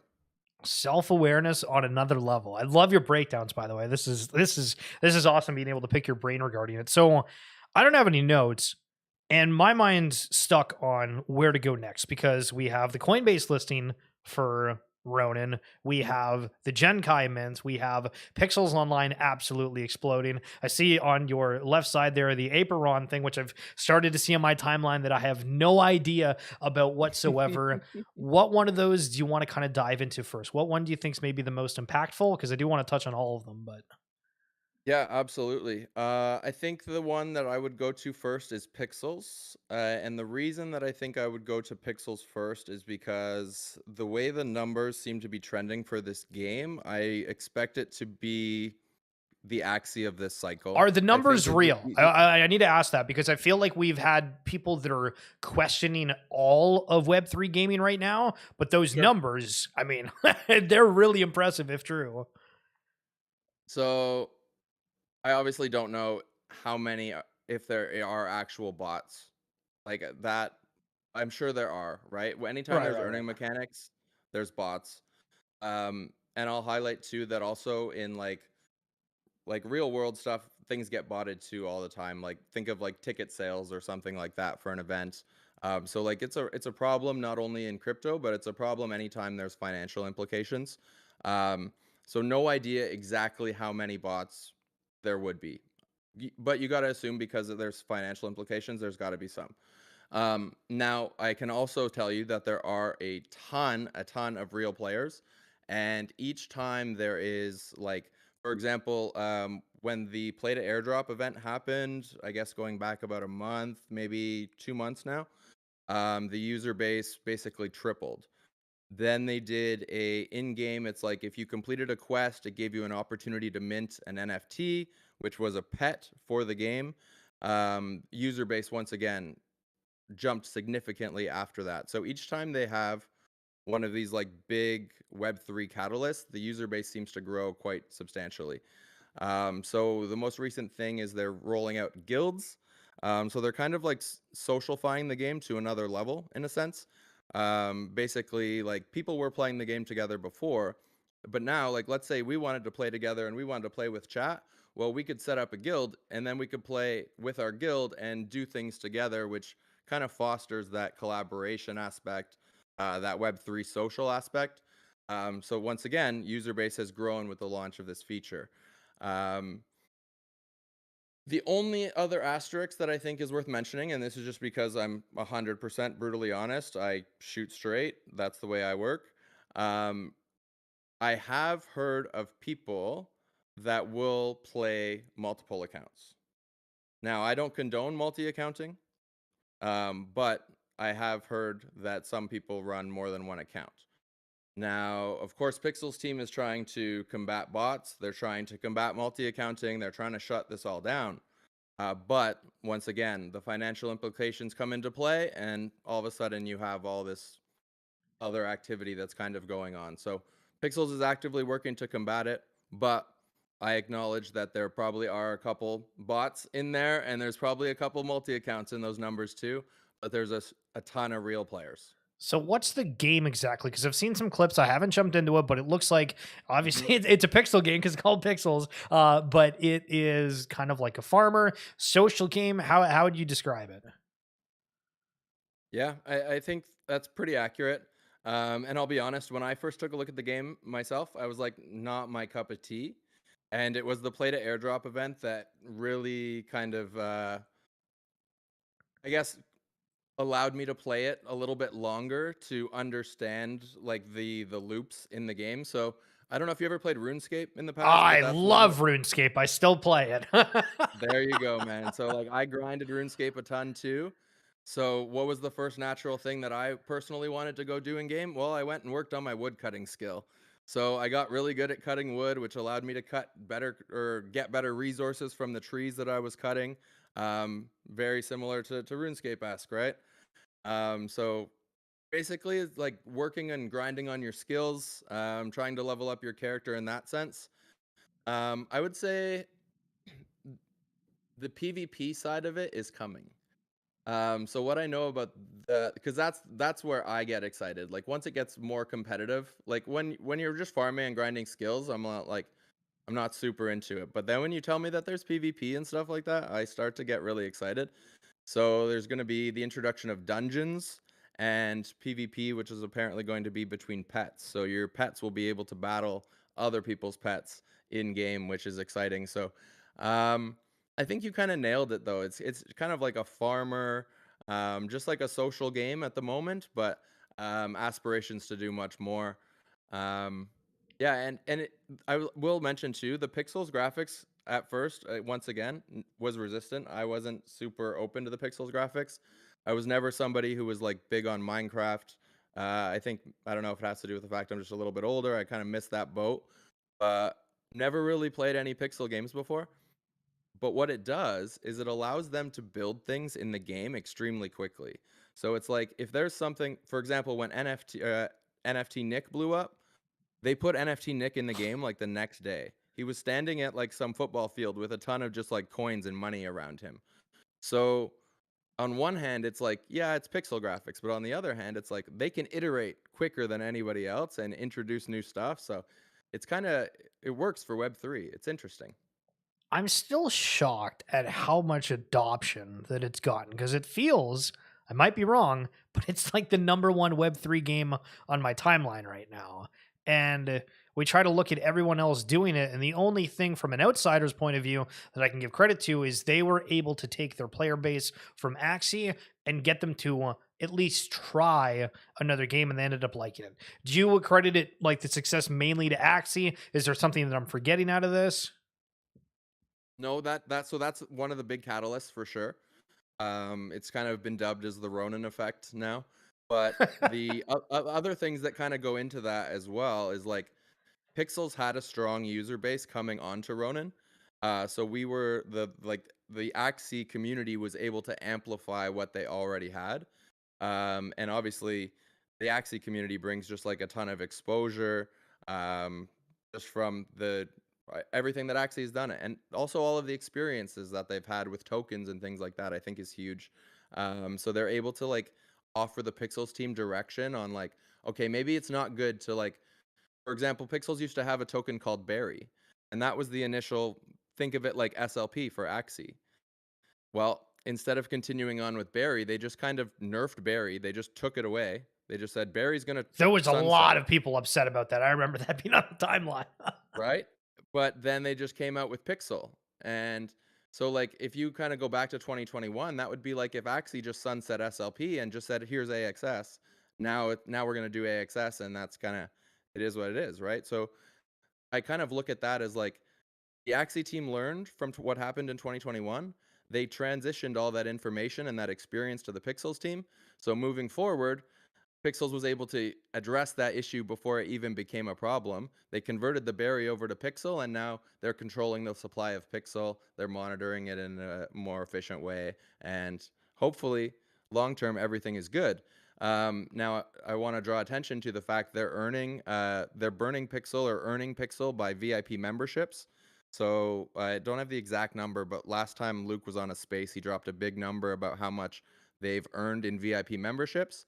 And now people have to buy shards to be in these guilds.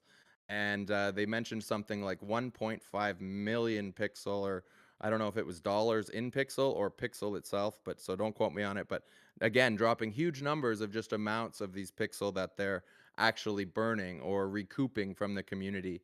So it's not just like they're only issuing it. So yeah, lots of good things going on with it. And I think it's real. I think the numbers, this is just my bullish take right now, but I think the numbers for Pixels in this cycle are going to crush Axie's numbers from the previous cycle.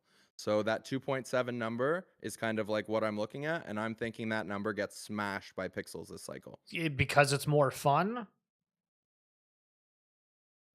Interesting. I think fun is relative, I guess, to the user, but I think there's like this social effect of like, oh, like my friend's playing it, or oh, I see it on my timeline. Oh, I saw it again. Okay, I gotta try this. I gotta check it out. Like, what's going on over here? And then I think the retention of the game kind of speaks for itself. Like once it's almost like you're getting like red pilled or something into Pixels.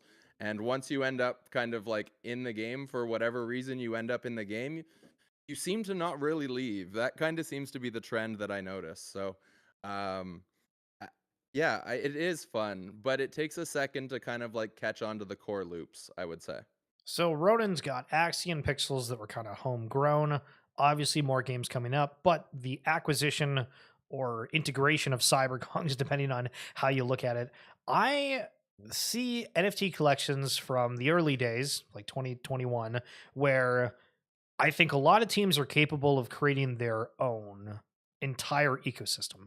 And we've seen that for many of them. CyberKongs went the route originally, from my recollection, is that they owned like the most sandbox land you could possibly imagine. And the whole idea for all of that was being a member of what they were going to offer when Sandbox kind of fully opened up, and if it was going to be uh, widely adopted as the metaverse, CyberKongs were going to be them essentially.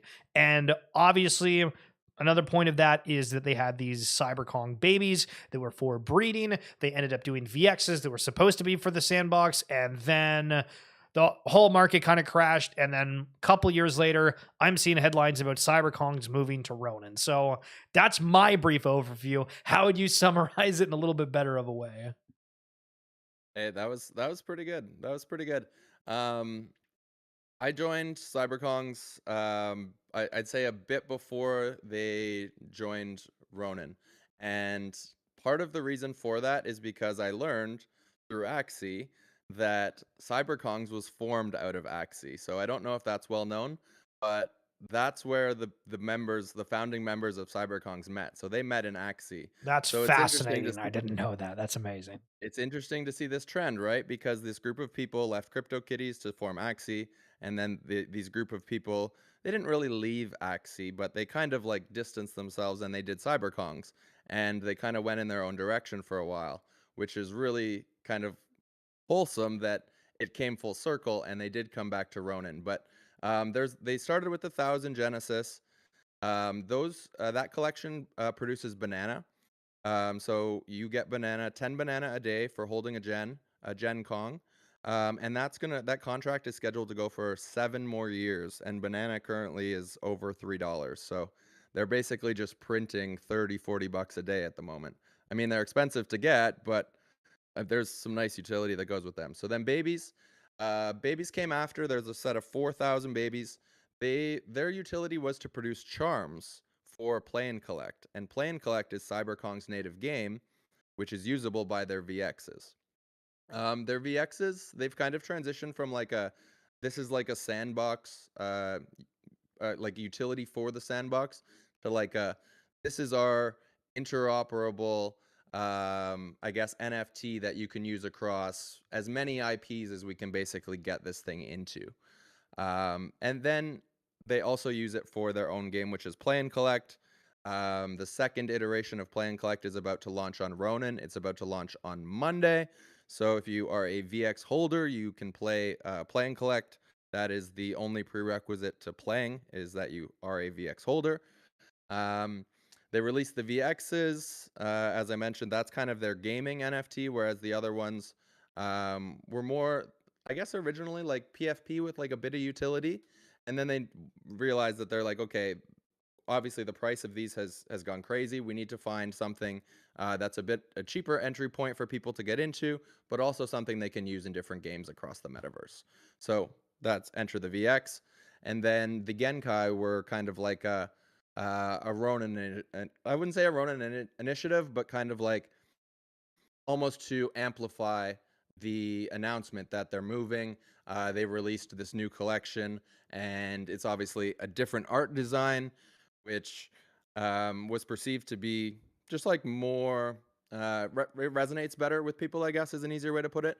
I think it was a home run, to be honest. I love the collection. I rock it myself. That's the picture in the bottom corner there. So yeah, I love that collection. That collection's got 20K, 15 or 20K, 20K, I think. But it was interesting because they released a part of the collection on Ronin. They released part of the collection on mainnet, and they sold the Ronin ones in less than an hour. And it took forever to sell the mainnet ones. So the Ronin, basically, I was like, there's more liquidity on Ronin than on mainnet. Like, this is insane. I thought there was something where they announced that the Genkais would be put in every single Ronin game. Am I crazy? Not that I've heard. Okay. Yeah, not that I've heard. Interesting. Because So, yeah. Go ahead. I was just gonna say the only one piece that I did hear is that there was a rumor of a Genkai Ronin game that was gonna be like a standalone kind of like playable title, and I asked about if there was any news on that. I would say maybe a month or two ago, and no news yet. And I'm not sure, to be honest, if that's because there was just too many priorities that needed to happen first. Like, for example, they had to build a bridge um, to get all of the assets that were on Polygon over to Ronin. So that was a big focal point for a while. So I'm not sure if it just wasn't a top priority to develop this, or if it's just not happening now. But we'll put it this way: if I get news on it, I'll let you know. Okay, wicked. So I guess now looking at the ecosystem kind of from where we are, and you compare it to the entire space, IMX and Immutable, they said, hey, we're going to be the gaming chain. We've had Arbitrum say, hey, we're going to be the gaming chain. And Layer 2, Blast.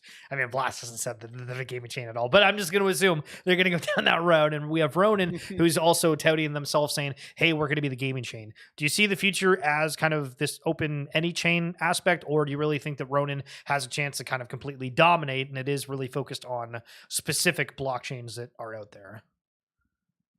Ooh, great question. So right now, I would say Ronin has the market pretty cornered. Just because no one else has been able to show that they can do it at scale yet. And the only reason why I draw caution to that is because I saw what happened when basically there was a huge influx of users with Axie back in 2021. And I think it's just kind of inevitable that when you kind of grow that quickly, there's going to be some issues scaling, like the infrastructure just won't be able to support it. And I'll be really interested to see if, like, let's say an AVAX or something like that is able to pull off, like, let's say, one of like Shrapnel blows up overnight and it has, all of a sudden millions of users. If they're able to pull that off without any infrastructure issues, right? So like, I'm hoping, like, I'm optimistic that someone else is going to be able to pull it off. Absolutely.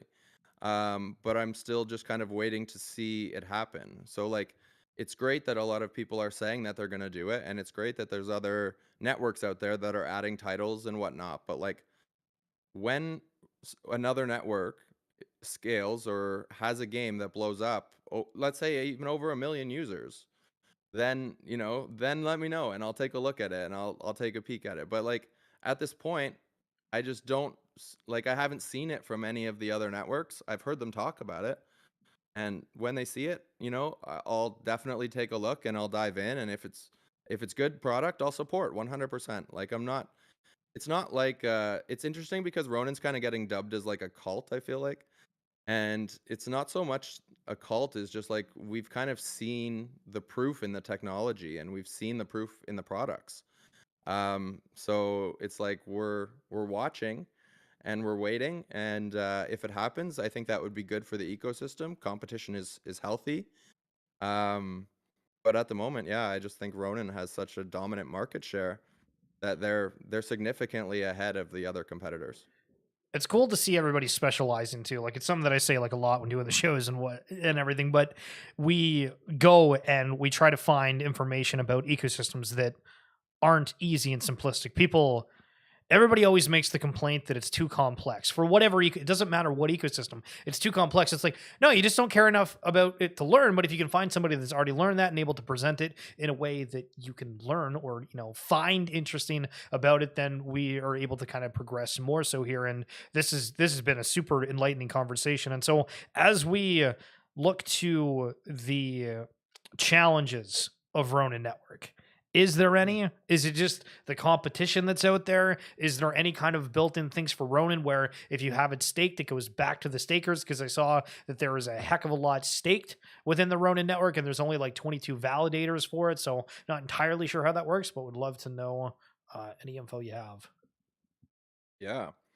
So maybe I'll talk about the Ronin staking first, and then we can open up the rest of it. The Ronin staking is basically, I don't know how to kind of phrase it or place it, but I guess like coming out of the hack, and let's address it. There was a hack. It happened once upon a time. Ronin was hacked, and when there were 6 validators at the time. And as kind of a security measure to ensure that that doesn't happen again, basically 6 validators. Each validator has a security key, by the way. If more than half the validator keys are compromised, then you obviously have a compromised network and can have funds extracted. Now, the network has expanded significantly, adding validators like Google, I think, is the biggest one. Animoca Brands is on there. Luganodes is there. Nansen AI. A lot of just like reputable companies are there, in addition to a lot of, I'd say, Web3 companies. DApp Radar's on there, Non-Fungible's on there, Community Gaming, Yield Guild Games. So basically, they've kind of added a lot of these validators to support that, or just like add security to the infrastructure. Now, for basically being a validator, you receive staking rewards. And the next layer down from those 22 validators is the community. And to help to secure the network, you can basically stake your RON tokens with one of the validators, basically. And you could choose multiple validators, however you kind of want to do it. And as a reward to you for staking with that particular validator, that validator will give you a cut of their daily rewards. So basically, it's like a trickle-down effect. Ronin issues a certain amount of tokens to have the network be secured by the validators. Then the validators will issue some tokens to the community for staking to that validator. That part I can elaborate on if I need to, but I was going to mention something else that's pretty cool. But it might not be a technical aspect, so I'll give you an opportunity to ask any questions about that, because I realize might not have been the best description or the most technical, but hopefully that helps to paint a picture. Yeah, no, absolutely. What was the other thing that you were wanting to chat about? I was just going to mention that now validators are kind of going a step above, and they are now airdropping to their stakers. So, for example, CyberKongs is one of the organizations that is a validator, and they decided that, hey, let's reward the people that stake with us. So they've announced that they just, out of the blue, hey, we're going to do an airdrop of banana tokens to the validators that stake with us. So not only are you earning a bit of like RON for staking to the validator, now validators are also rewarding their stakers. There's no set rules to how the rewards kind of come out. It's kind of random, but it's interesting that this is starting to form. And after CyberKongs did it, Yield Guild Games has just announced that they did one. The airdrops haven't even hit the account yet, so this kind of meta is just unfolding of like, well, stake with specific validators because they might airdrop to you. So like, for example, one that's on the list now that people are looking at might be Moku, community gaming, Animoca brands, things like that. People are starting to speculate now. It's like, okay, is there going to be an airdrop now if I stake tokens to these people? And then I guess the only last piece I'll mention is my current staking rewards, and this is basically the same as yours would be if you were to go and stake, are around 14%.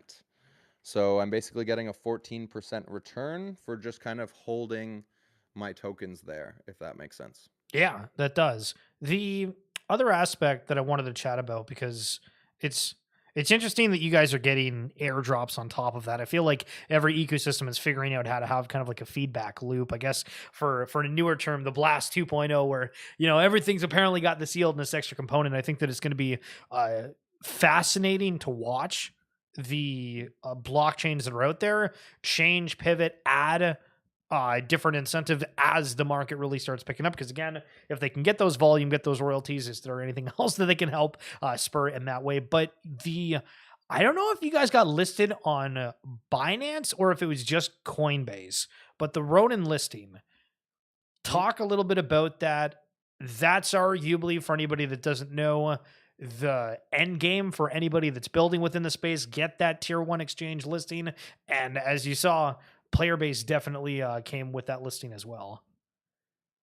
Absolutely, yeah. So super excited that finally able to announce Coinbase. It was like, so Binance was listed like they've been a good partner for Ronin and for Axie going back for a while.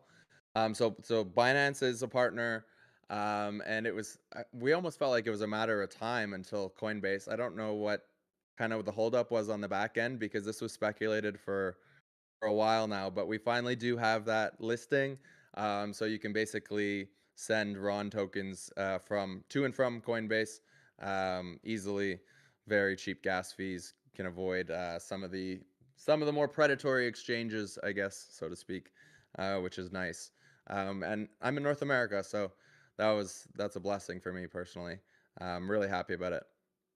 What did you think in terms of like the follow-up that happened within there? Because I'm just curious, because I'm in different communities and they're starting to emerge, and everybody's saying when Coinbase, when Binance, but was there anything that was kind of like a hint, or when did the community start speculating that, or was it actually a genuine surprise? I would say the timing as to when it happened was a genuine surprise because when it was speculated, it like I would say it was speculated, let's go back over 3 months. That's kind of when the community was expecting or thinking it would happen. Just based on the way that the RON token was kind of trending. But yeah, it didn't happen, and kind of just got to a point where it's like, all right, will it happen? I don't know. Hopefully it still does, but it kind of became an afterthought. We weren't really thinking about it. And then we got the news, which broke, which is good. So maybe it just took longer for it to come together in the background. Like I said, I'm not too sure exactly what the holdup was, but it seemed like there was smoke going back like 3 months or so, but didn't happen. And all of a sudden, for whatever reason, it did now. gotta love the good surprises. So the things that aren't surprises are what's coming up, and obviously what all of you guys within the ecosystem are really looking forward to. So what's the big upcoming thing? Is there many? Is it few? What's the kind of internal sentiment? Yeah, internal sentiment about the network is pretty bullish. Like I would say, Ronin has done a good job of kind of scheduling out, I guess different. I don't know what to call them, like activities, whether it's an airdrop or it's a mint or whatever, just to kind of keep the community engaged. So whether it's one of these new projects down on the right hand side, or it's one of the other projects that you see highlighted up on the other side of this of my background, there's always seems to be something.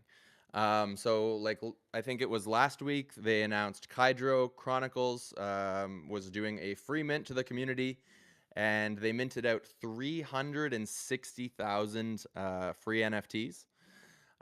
So that's pretty exciting. And I mean, I'm like kind of like tiptoeing because I'm like, what can I actually say? What's actually public? What's not actually public? But um, all I can say is there's more coming. There's more airdrops. There's more mints. And like I said, the team has like an internal schedule, the Ronin team, of like, all right, so like it's been about 2 weeks, like we need to do something, or it's like I don't think they would go more than 2 weeks, to be honest, without doing something for the community at this point. They've kind of realized that the NFT and the Web3 community attention span is like extremely short. So they need to keep doing things to keep people engaged and entertained. So the Hydro one, I would say it was last week. They're launching Play and Collect next week. Hydro's teasing out potentially a new mint as well. So that's really exciting. They just posted about it yesterday. So that is something to keep an eye on. Pixels will probably be doing I think they've already talked about this, so I think I can say it. Pixels will be doing another pep mint coming up here shortly. I would say within a month at tops. So yeah, there's going to be, I would say probably within the next, before the end of April, I would say at least this many kind of mints or airdrops happening on Ronin. So yeah, it's exciting. It's exciting. They're definitely creating ways to keep us entertained. That's for sure. So I was asking Matt before you on here about if he thought that a gaming meta would come, and we had a lot of conversation about everybody saying, "Hey, that's going to be the next big thing: gaming, gaming, gaming, gaming, gaming." And then we had this meme coin run, and it felt like gaming's kind of gone to the side, but there's also a lot of dilution out there. At the same time, wow, holy crap, Pixels Online is completely popping off here. So what do you think for the broader market as a whole, not just Ronin? Are we entering a golden era of Web3 gaming? Absolutely, yes. I believe that like the gaming run up like is going to be the biggest run up that we've ever actually seen. And I think it's going to be the kind of the catalyst that helps a lot of people that aren't into crypto see the value of crypto.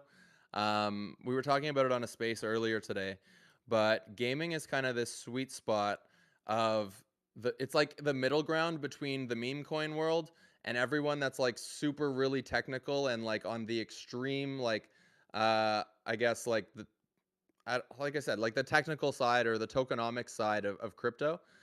So you got this really technical side, and then you got these people that just want to trade meme coins, and the gaming people I think fall right in the middle, and that's the sweet spot where I think we can connect with a lot of people that are outside of the crypto community. So I think that is probably the biggest reason why I think gaming will be that catalyst that kind of shoots us onto this run up that you were just talking about. So I'm fully on board with the gaming stuff. I'm not the guy that's on the super technical side, and I'm not the person that's going to be trading memes. Well, I did trade a little Pepe. Sorry, it is what it is. But the gaming is my home, and that's where I think the future is. So I started this trend where I keep tweeting that gaming has the power to change the world. Obviously, a spin-off off famous Nelson Mandela quote, but I really do believe that the gaming does have the power to change the world, and with the way things are going outside of our industry right now, I think people could use something to latch onto. So, yeah, hopefully gaming is that thing, and it should be fun. I'm excited for the ride. Well, OG, it's been an absolute blast. If people have enjoyed listening to you and they're wanting to hear more about your thoughts and follow the Ronin ecosystem, what's the best way for them to do that? I'd say I'm most active on the X account. That's where I do most of my work. But you'll see me pop up a stream on YouTube. I'll pop up streams on Twitch too. I just realized I didn't list the Twitch on there. But I would assume it's under OG. OG Kyle something. You'll find me out there playing play to earn games. Playing a lot of Aperon and Pixels right now. I'd say Aperon would be the next game. So if you're looking for like what's coming next, I'd say it's probably Aperon. But for the current cycle, Pixels is it. But depending on how far into the future you like to look, Aperon's next. So yeah, hopefully you guys have enjoyed. Hopefully I've been able to share some decent insights. And anytime you want to chat, let me know. Happy to do so. Thank you for having me on. 100%. That was super enlightening, and appreciate your historian take on everything Axie and Ronin. We'll talk soon, sir. Thank you so much. No problem at all. Take care. Bye-bye. All right. Boom. Boom. Boom. Not bad, eh? Listen, it feels good chatting with the different people, seeing the ecosystems. It felt like we were kind of at a lull. Not many things were going on. And now, oh my goodness, can we not get enough of what is happening within the entire Web3 space? If you guys are still tuning in or just joining us, what's up? My name is Schiller. On Fridays, we're going to be doing an extra little special stream. Every other day of the week we go live except for the weekend. And we talk about tweets, your things, the excitement, what you guys are getting up to, the shenanigans. And we're going to be joined by HodlHil. Now, there's a few things. There's a few things about this. Yo, OGK coming through. Thank you for the insights. It was a pleasure. So Hodl's going to jump on. We're going to go over the typical X feed that I do. We're going to be discussing Nifty Island. Got Sandbox in the profile too, so maybe we'll touch on that. I always got to throw a little bit of fun in there here and there. But it's funny to think, because from interview 1, if we remember, I was talking about Polygon and all of the early Ethereum NFTs that were doing something chose to build on Polygon's L2. All of them. It's crazy. All right, I need to get the bookmarks up here before I call the hill. So you're just going to stare at me for a minute.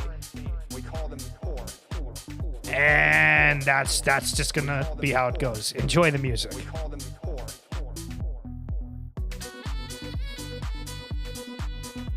There's a name for them. We call them the core. We call them the core. Okay. We got a lot of clips. So let me go through this, and as I bring them to the side, we can highlight. But Mutatio, wow. The bug that Xcopy sold, all over the timeline. So many derivatives. A Bored Ape sold for over $100,000. We're back. Another Mutatio.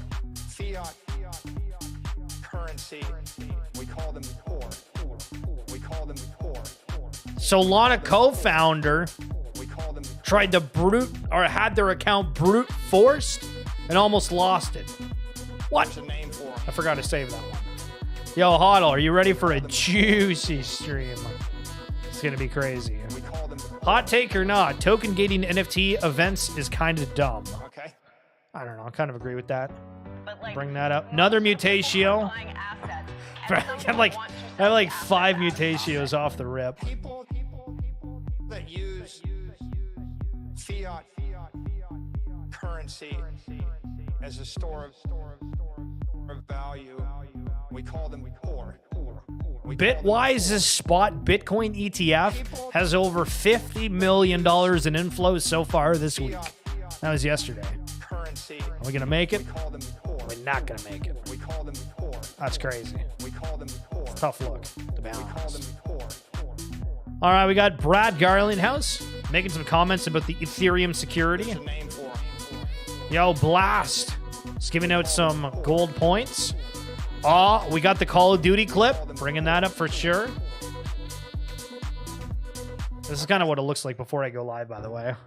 I have to grab all of the different tweets. BlackRock's account gets a little bit from Tornado Cash. Are they going to get investigated, audited, shut down? Find out more momentarily. Guy sells all of his real estate to buy Bitcoin years ago. Says best decision of his life.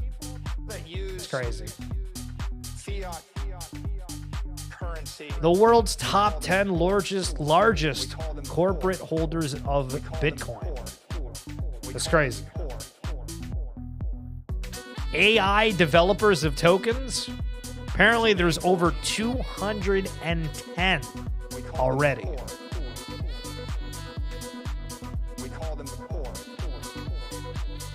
This is gonna be crazy. Yo, people are buying NFTs again. Most of the people who are buying assets at some point want to sell the assets at And then we're gonna do a little bit of a comparison across several collections that I thought all kind of looked the same. But I don't have that artistic eye, the same that HodlHil does. You know what I mean? But we're gonna learn if I'm a fish or if I'm accurate. It's like a test of greatness or sheer stupidity. We call them poor. We call them poor. We call them poor. Yeah, we got some BlackRock buzz. There's a name for it. Buzz. We got some YouTuber FUD too. Do I count as a YouTuber? We call them poor. Guys, we're climbing up there. We're almost at 3,500 subscribers. It's crazy. But like most of the people who All right, we're still going here. This is how many tabs we have, so HodlHil. Hope you're paying attention. People that use All right. fiat currency as a store of value. We call them India's poor. Congress Party, representing 20% of the population, has their bank accounts frozen just 2 months before elections. Fiat Yo, people. currency. We call them poor. Dude, Call them poor. the banking system is going to be questioned heavily. All right, I think I'm up to 35 tabs, and I don't know if I'm halfway through this. We call them poor. The song's a banger, though, so it's worth, big time worth. Okay. But SEC sending out fines? Most of the people who are buying assets at some point want to sell the assets at a profit. People. Yo, maybe we'll go over a little bit about this crypto valleys. Fiat Got some tweets saved about that. Some of these are a bit longer. store of Yo, 91 million Bitcoin moved from Coinbase call them poor. institutional. People that use That's crazy. fiat And then another mutatio. currency. We call them poor. That's crazy. We call them poor. We call them poor. The OPEPin edition with FVCK render. Showing his metaverse world a little bit. Do you know what plus and minus EV is? You're in Top Shot, you do. We call them poor. Got some people fudding the staking mechanics.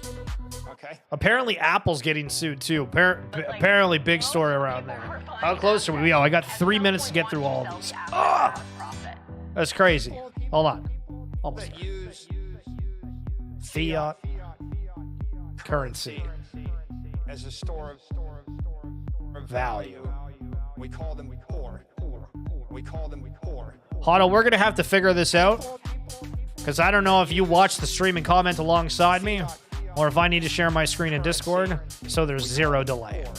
That We call them poor. is the question. We call them poor. And we will find out. Poor. If you're just tuning in here, we're bringing up HodlHil. We're doing our normal X-Tweet show together. Name for And then we're going into the bags. poor. I got a moon. Is it Jover? Also, I'm going to start muting all these people that are doing the, But like most of the people like, just incessant shilling of, hey, here's this random coin. Be social. Get it. Ah, get it. Ah, get it. As a store of value. We got FUD on Disney Pinnacle. We call them poor. Is that because they missed out? People Or because it's truly fiat currency? Okay, HodlHil, I'm calling. call them poor. We call them poor. We call them poor. We call them poor. Gotta play louder. Louder!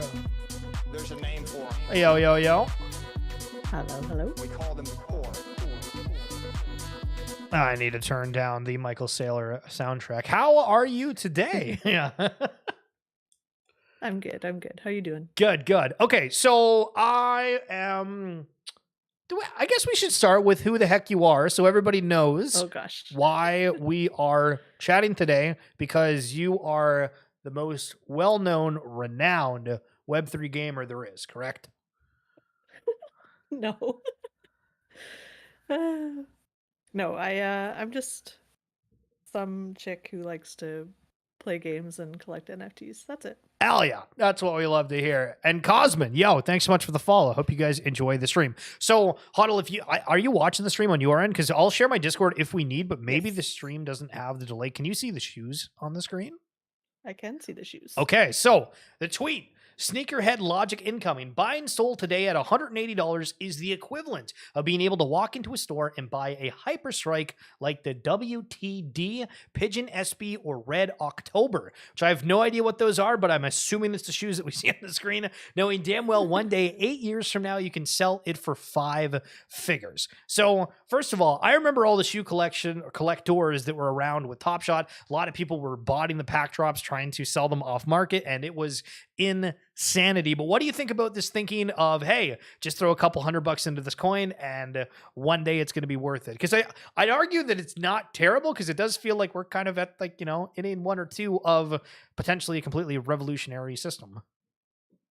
Yeah, I mean, it makes sense to me. If you have $100 or $200 to spare, go for it. But not financial advice, of course. Not financial advice, but it's funny because I think that there's a lot of people that also think, hey, to like get in the space or be a part of it in any way, you have to spend that higher amount. You don't even need to get $180 to be in here. You can do it with a lot less. But what's not a lot less is this 101,000 American dollars for this Bored Ape with a pizza on its face.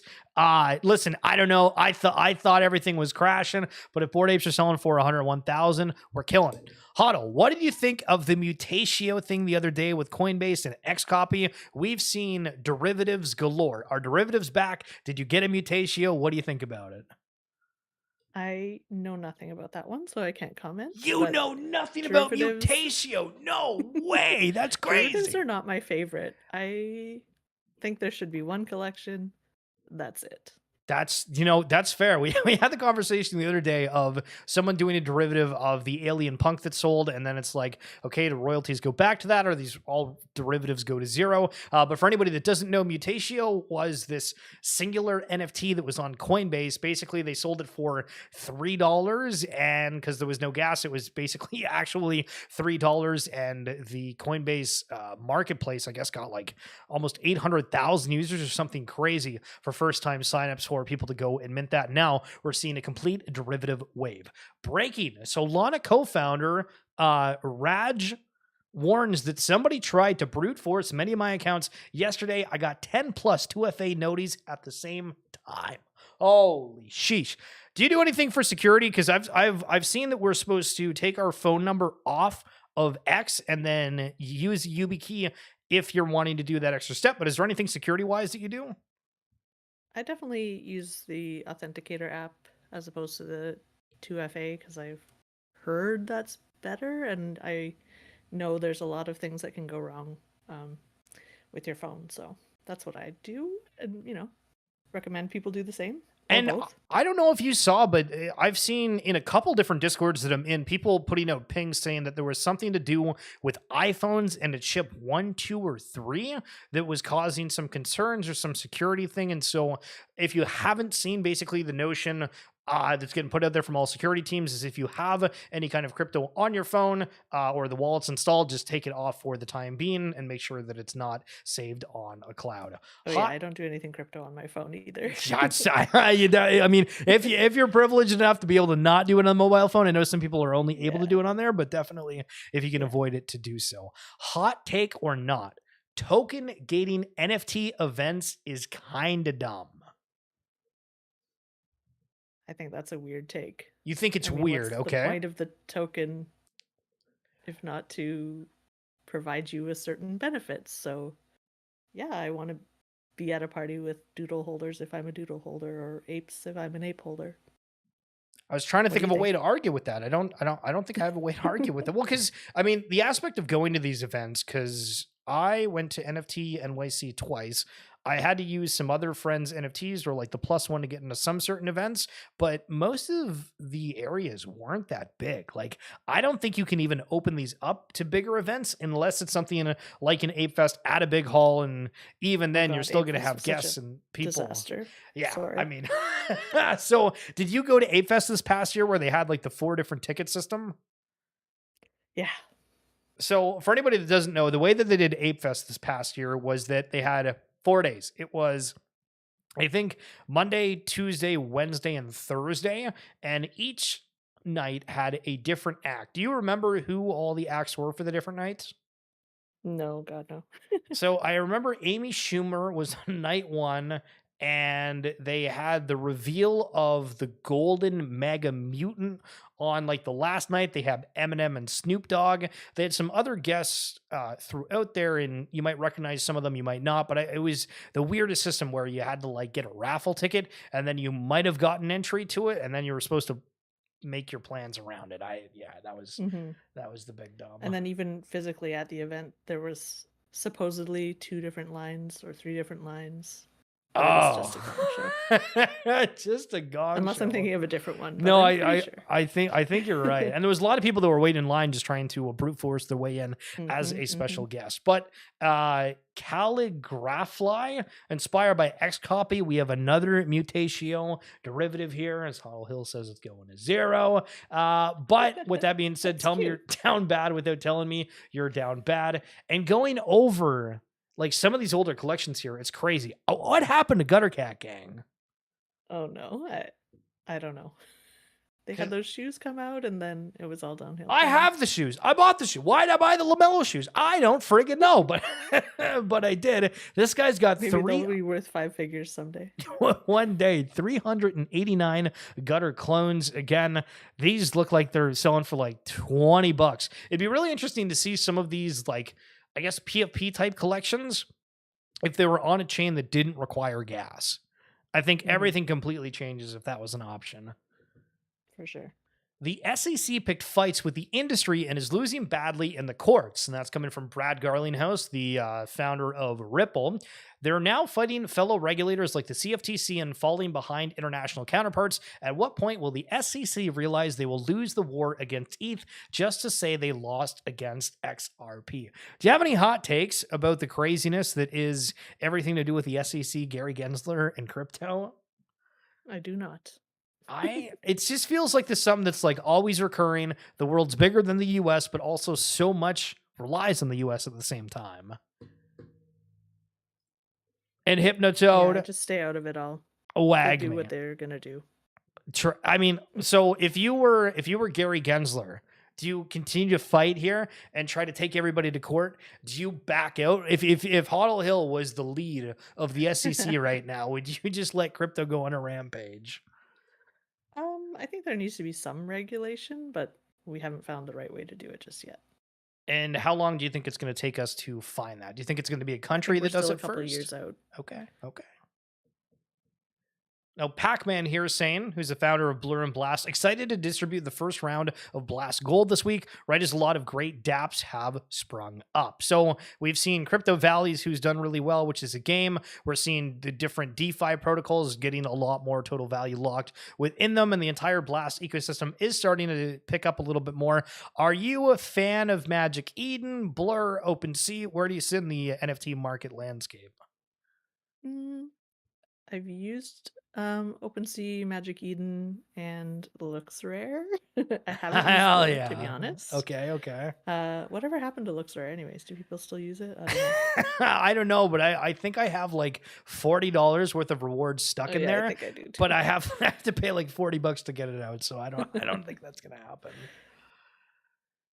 But it's funny that we do see all these different NFT marketplaces. And if you remember the one that was called Gigamart, I believe, that was from Elio Trades, the YouTuber, they delayed that one because they were going to focus on Superverse. But we're still seeing a lot of these other NFT marketplaces just moving. And Hypnotoad saying LooksRare is only for gambling now. Wow. Interesting. So, HodlHil, you're not going to be able to hear this unless you turn on the stream, but I jumped on Twitch yesterday, and I noticed on the Call of Duty official live channel that they were highlighting Call of Duty Mobile, and here is what they had to say. Is mobile has its own daily challenges, and you get rewards in Arsenal coins, which is Warzone Mobile specific like currency, and you can use that to unlock specific mobile specific themed items, which is great. Yeah, it's super but great. You can bring that over, which is wonderful, because that cross progression. Yeah, it's brilliant. You have reason to grind in multiple places. It's So basically, they're saying what a normal NFT would give. Hey, you get this currency, you're going to grind out this game, you get something, and it's interoperable. And this is coming from the Call of Duty official Twitch stream with like hundreds of thousands of viewers. And I'm It's so funny when people think like cryptocurrency is bad, but they're basically using the same thing to play a it's game anyways. insane. But that was the first time I've ever really felt like, wow, this can get seamlessly integrated if this is how people are phrasing the ecosystems that they're building that aren't on like Web3 rails. It's the exact same. Totally. It's nuts. All right, breaking. BlackRock's new institutional crypto fund has received 0.97 ETH via Tornado Cash. All right, HodlHil, you do anything fishy? Do you ever use Tornado Cash? Never. So for anybody that Everything's doesn't above know, board over here. for anybody that doesn't know, Tornado Cash, I guess, is like an anonymous way of sending funds. So you're able to put in, as an example, 0.97 and send it to a different address, and somehow it's able to hide where it's from, and then you're able to get the tokens for that. And there was a big no-no. I don't know if it was last year or potentially the year before, but they said, yeah, Tornado Cash isn't good. We're, cracking down on this. And now to have a little bit go, which obviously probably wasn't BlackRock themselves, but somebody else sending to that address. Do we see any extra fancy follow-ups? That is the question. Do you like the ApeCoin DAO? Do you have any thoughts on the ApeCoin DAO? I feel like I FUD it all the time, and I think that it could be run better, but what the hell do I know? I only have a little tiny bit of ape, so I don't usually look into the DAO stuff, but a lot of it goes over Shameful. my head too. So I just Shameful. Yeah, I have know, the right? tokens in the ecosystem. But not I do voting. like the idea of a DAO. Well, so ApeCoin DAO here is saying that they are thrilled about their partnership with Redacted Formula One team. So I guess we're going to see ApeCoin, and maybe this is the first scene of other cryptos getting listed or highlighted across some mainstream audiences. Get ready for an adrenaline-fueled ride as we rev up for the multi-year partnership. Additional details will follow as the agreement is finalized. So we heard about this the other day. Now, I guess we're waiting to see, but ApeCoin has a partnership with F1.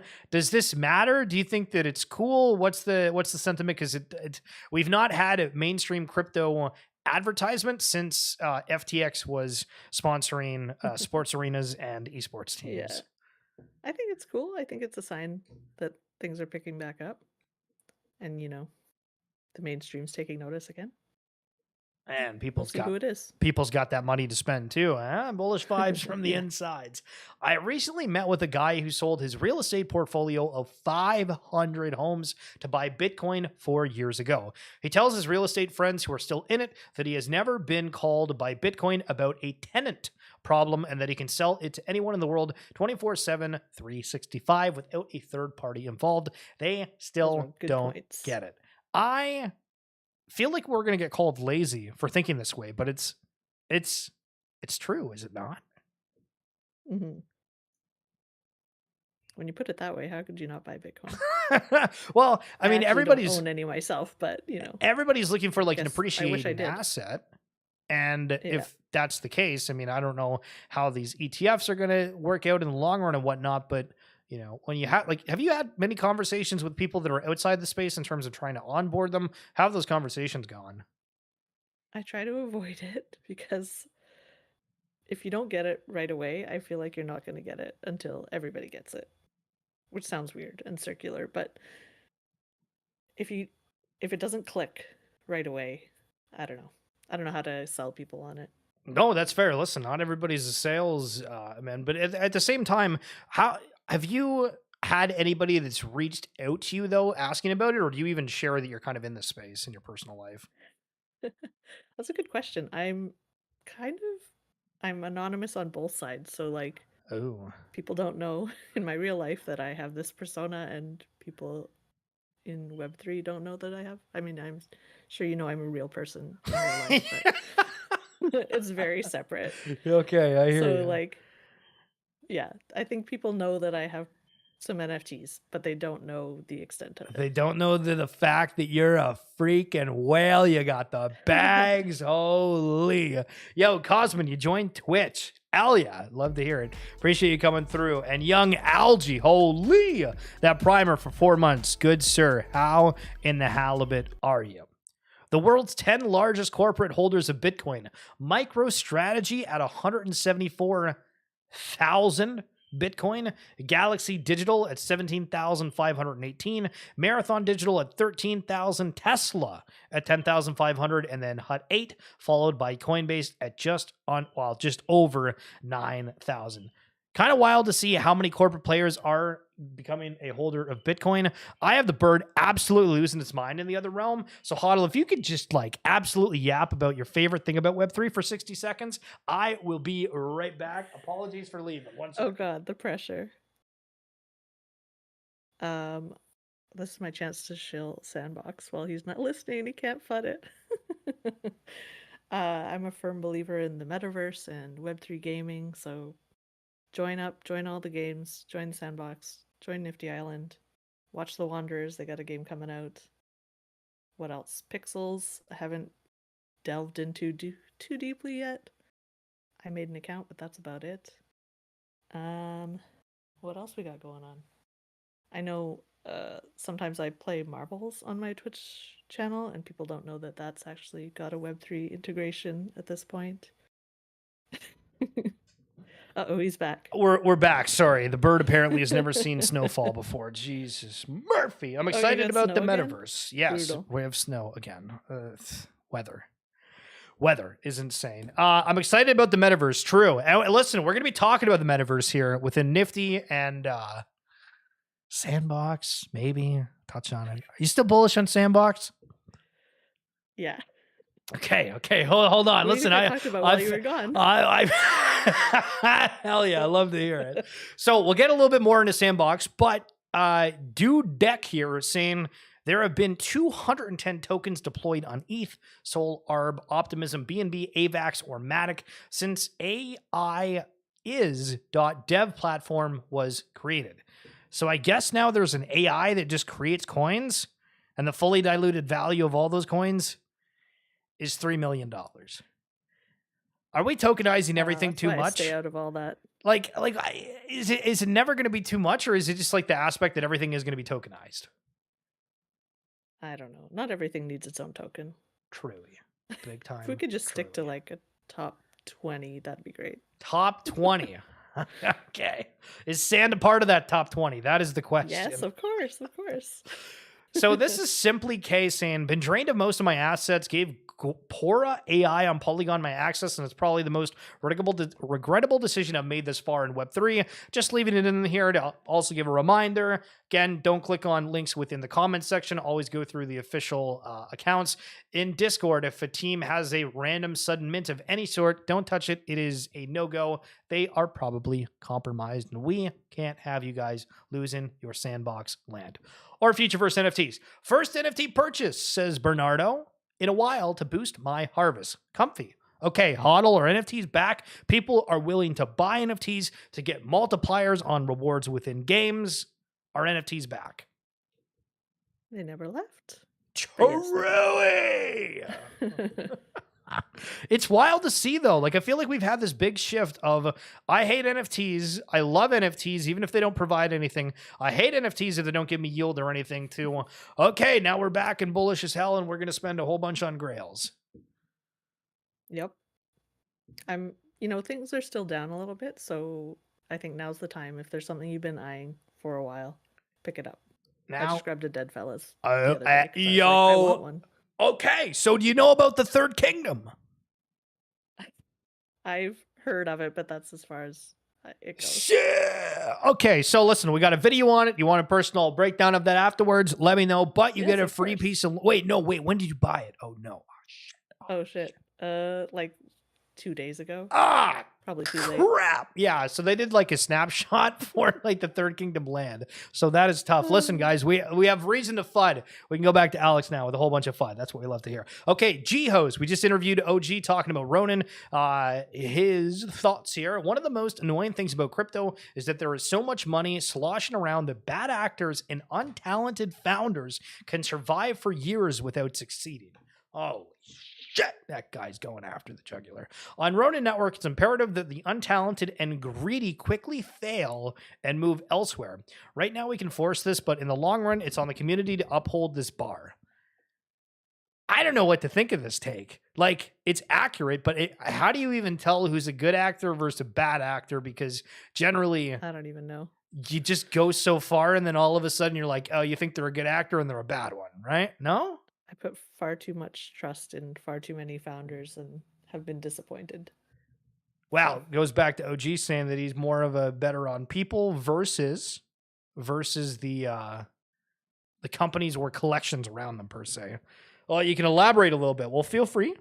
Okay, G, appreciate that you're still chilling around. Okay, so HodlHil, if you remember before we started, and I was yapping, we were moving and grooving. Michael Saylor, we called them poor. The NFTs and their design. Okay, I got a couple different ones here, and I was like, all these kind of feel similar, not entirely, but I want you to see if I did okay selecting or if it's chalked. Okay, so we have Journey Club here, who's got some of these characters that are futuristic, I guess I would call them. And then we have New Ganymede, which is a part of the Mecha crew, right? And so this one's a little bit different, but again, trying to go for that somewhat futuristic view to go back, not entirely the same, but kind of a little bit different. Mm-hmm. And then we have Duskbreakers here, which I think, again, very massive, futuristic-y, kind of, you can tell that they're in space. You think this one's totally different than the other ones? No, I'm joking. No, listen. I'm waiting. Okay. And then we have Azerbala here, which again is a little bit different. Oh God. We have story there. I mean, this isn't the crazy what one. They first looked like? I do remember I wonder if we go to their media, if they've used it as a joke at some point. Would that be bad? They probably if they do? scrubbed it all They from might the have scrubbed timeline. It was so bad. It's a tough look for sure. The new ones are significantly better. 100%. Oh, yeah, way better. But I remember the day that it came out and people... Oh, here we go. So for anybody that didn't know, what we just looked at a second ago that was kind of the very nice, eloquent style used to be an ape-ish character or a lizard character that had...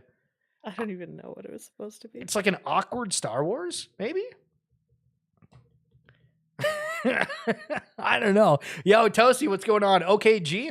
Ronin dumped 2 studios last week. They didn't meet quality standards after onboarding. Oh, so that's why G-Hose made that tweet.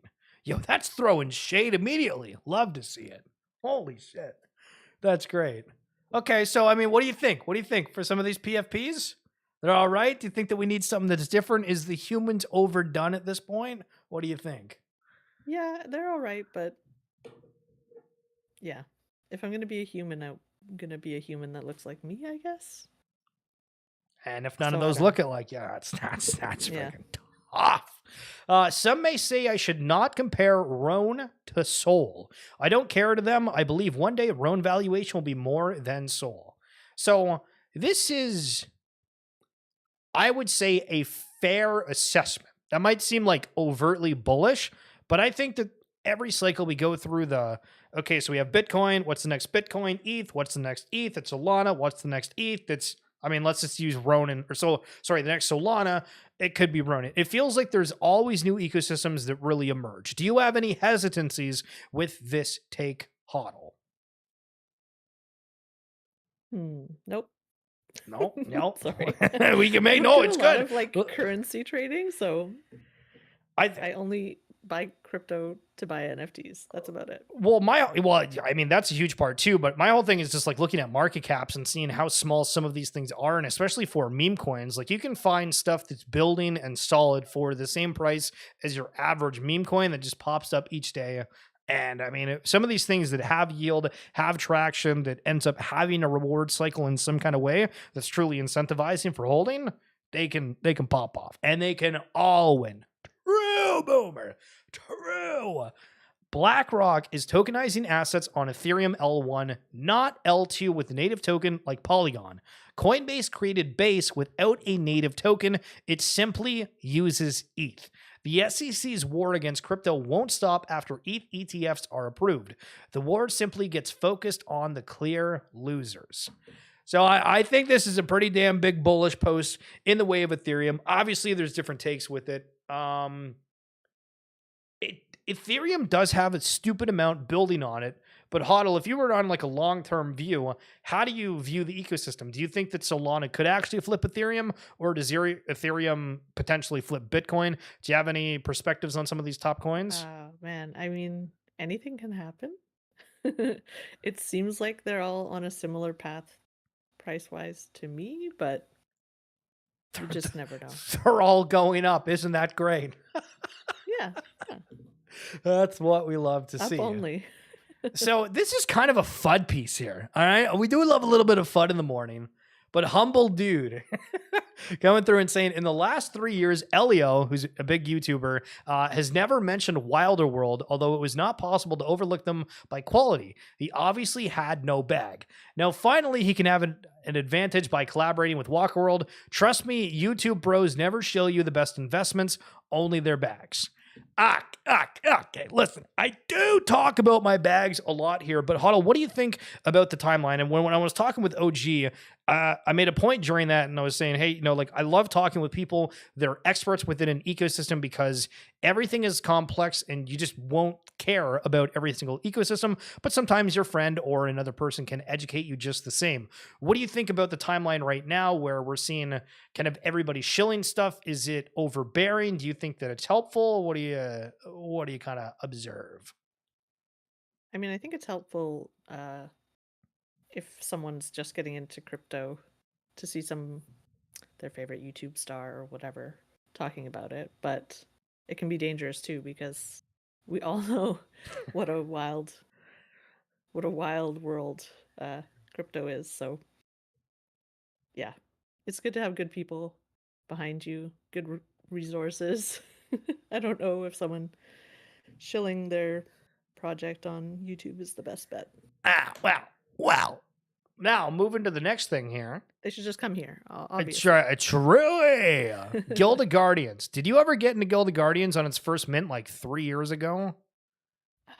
I think I tried and gave up or something. So for their Discord still. My recollection, it was they had like hero mints and there was an ability if you got a 1 of 1 to be able to go to the energy house. They had guilds that were for sale. People bought them for like $100,000 plus worth of Vs. It was crazy. And then obviously there was a huge pivot. A lot of things changed. But Guild of Guardians was supposed to be the flagship for everything immutable. Now it looks like they have an event of the grand opening of Erie's store. And when I was looking at the comments, people were like, man, why are we having to go buy more things? And this is a similar sentiment that we're seeing within the Futureverse ecosystem right now for this upcoming imprisonment. People are like, why do we have to go buy new things for Guild of Guardians? Why do we have to go buy new things? And it's, it's interesting that we're in this sentiment that we don't think that it is worth buying more things from these collections right now. How do you think that transpires? Because as a reference point, we were talking about Doodles the other day where they had that G-Shock collab and people had to pay to get that watch. And so this is kind of the same thing, but it's still the digital assets, but people are hesitant. Is that because these teams haven't worked quick enough? What's the thoughts? I think if you're an old OG holder, you should have at the very least discounted access to anything else that they put out. But yeah, if you're a new holder, for sure, it makes sense to have a paid mint for whatever. Or a weird watch if that's your jam. or a watch.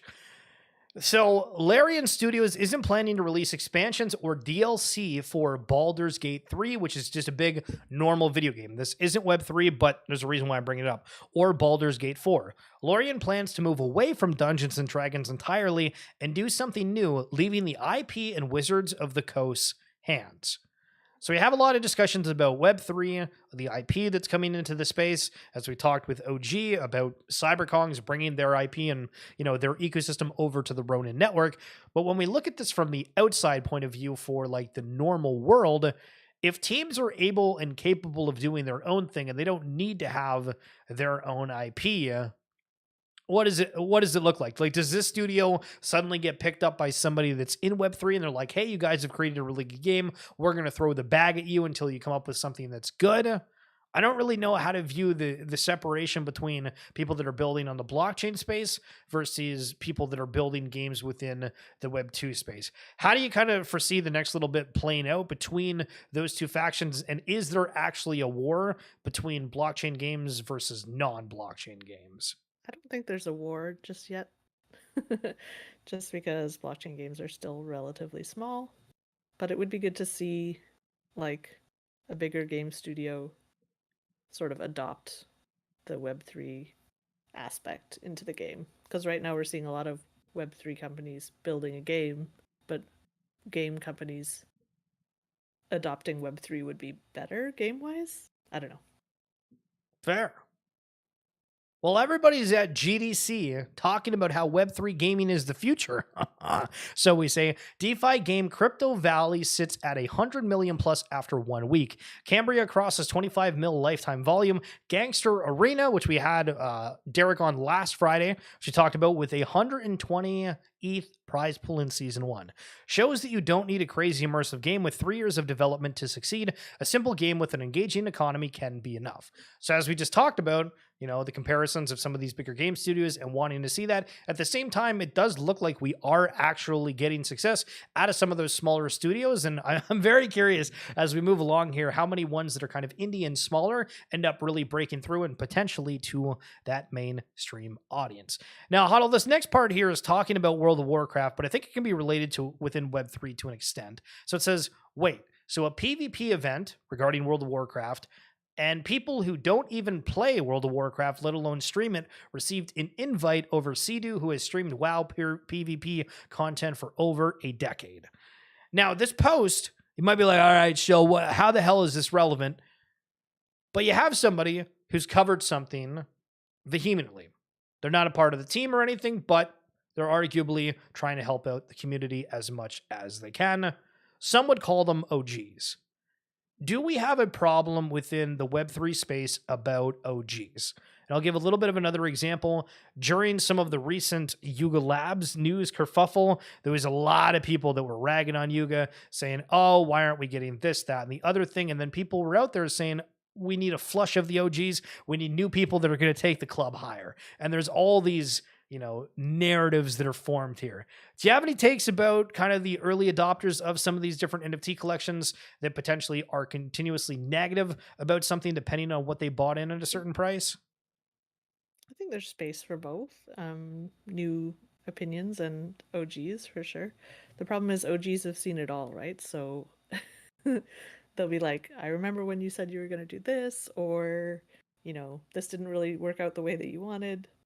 So sometimes you need the new blood to be like, everything's great. They never let you forget either. You say one thing and it's for life. Yeah, remember when you said you were going to do this, fish?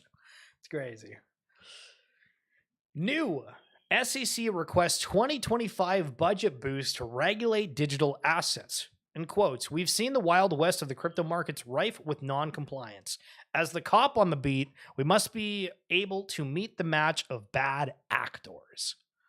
And that's from Gary Gensler. Now, there's a bunch of different comments within this, but one of them was saying, I think they're doing okay. They just fined CZ $4 billion a month ago.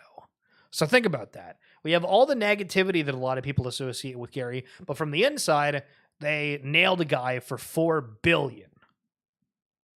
So if you were the leaders in charge here, HodlHil, Do you think that them having CZ and laying down these bigger charges is actually what they wanted? Or do you think that they would go in a different direction because they want somebody who's going to be able to stop these things or potentially act a bit quicker? I don't know. I don't know what their goal is there. I mean, obviously, they got a chunk of money out of it, so maybe that's the goal. Well, your point about regulating stablecoins was interesting too. And I feel that we've had one or two other guests at some point throughout the streams have said, hey, like stablecoins is really where the money's at. Once they figure out the flows for those, then it kind of opens up a little bit more. So Min here highlighting Crypto Valleys says, I'm addicted. Here's the day one update. Now at level 10, which is, I think, the best EV at this price. I've been farming and using my yield to continuously do that. RNG has been good. So there's a quick little video here for anybody that's only listening on audio, and it's a couple characters hanging around. It's the pixel type style, and it looks like maybe Stardew Valley, a farming simulator. HodlHil, do we have a problem potentially with too many farming simulation games in existence within Web3, or is there still room to grow? A few. Does seem like there's a few out there. Do you think that there's a reason for that, just because it's easier, or why is everybody going that direction? It's probably pretty easy. I mean, graphics wise, it doesn't have to be anything fancy. It's an economy that everybody's familiar with. Yeah.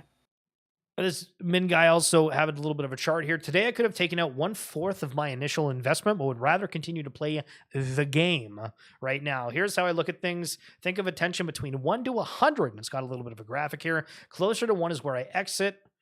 Near 100, I am to exit a majority. I believe we're at 20-ish right now. And it's this basic chart where it says innovators, early adopters, early majority, late majority, and then laggards. Love that people come up with these different charts to decide, hey, I'm going to sell when, even though apparently I'm playing the game just because I like it for fun, in the same sentence, just throwing them apples out there. Really fun, but I'm planning to sell if it gets it's just ridiculous. 1,380 Bitcoin, 91,000 transferred from Coinbase institutional to unknown wallet. If you had $91.5 million, give me the lowdown of where you would go on vacation, what you would eat for the rest of the week, and what book you you'd wouldn't buy. hear from me. I'd be gone for a while. It's kind of crazy Somewhere to think warm. of what kind of life-changing money that is, because a lot of people joke about it, but I've seen people in my Discord that's like legitimately hit on something that they've sold for several $100,000s of dollars, and it's completely changed their financial situation. Yeah, I mean, that's more than a little change in your financial situation. Wow, okay, listen, 91.5. No, okay. Yeah. You're like, that's a drop in the bucket. Fair enough. Precious Cargo, 24-hour open edition. We have another Mutatio derivative on here. Wow. Talk about Xcopy and making a significant impact across the space. Marlo saying they added 12 more chimpers. Kaz is watching it all. I know he's a big chimpers fan. By far the best team at Web3. So argue with me here for a second, Hall.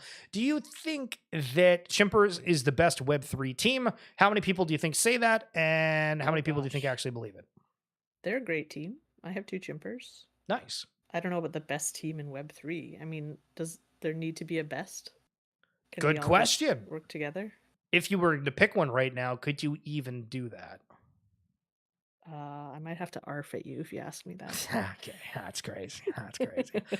But see, here's the problem with a lot of this kind of situation, and it's not a problem. It's their own opinion. I totally get that. I've obviously talked bullish about the own things, but it's hard to actually come to a conclusion of what the best team in Web3 is, because we have smaller studios that arguably with the budget of some of the others could completely outperform them. There's some ones that do just that. There's bigger ones that get praise when secretly it's somebody that's sitting kind of behind the scenes that's getting all the praise for it, and it's a single person that if they swap teams, then it would show, hey, this is amazing. Where, for example, Proof, I love Punk 9056 or 5609.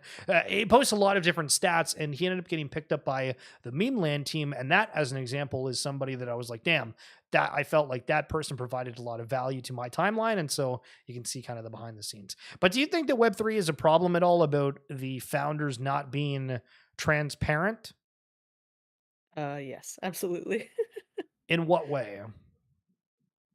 I mean, everybody's gatekeeping their information, their connections, all those things. And I always say collaboration over competition, and I really think that's something that could be worked on in the Web3 world. Yo, if you're looking for a community manager, HodlHil right there. Sign her up. All right. FVCKO Pepin inside LVCedia. I got early access to like LCV. I don't even know how the hell you say it. Lucidia? Lucidia. Thank you. Thank you. And Just pronounce it like a U. it's basically just like a metaverse of art. Would that be the right way to describe it? I think so, yeah. So there was a collaboration gorgeous. where with Opepin, they had like a specific design one that you were able to get if you had these Opepins. And yeah, I guess they're just showing this within the metaverse world. Kind of cool. And more artistry coming back. We have Mutatio, that situation.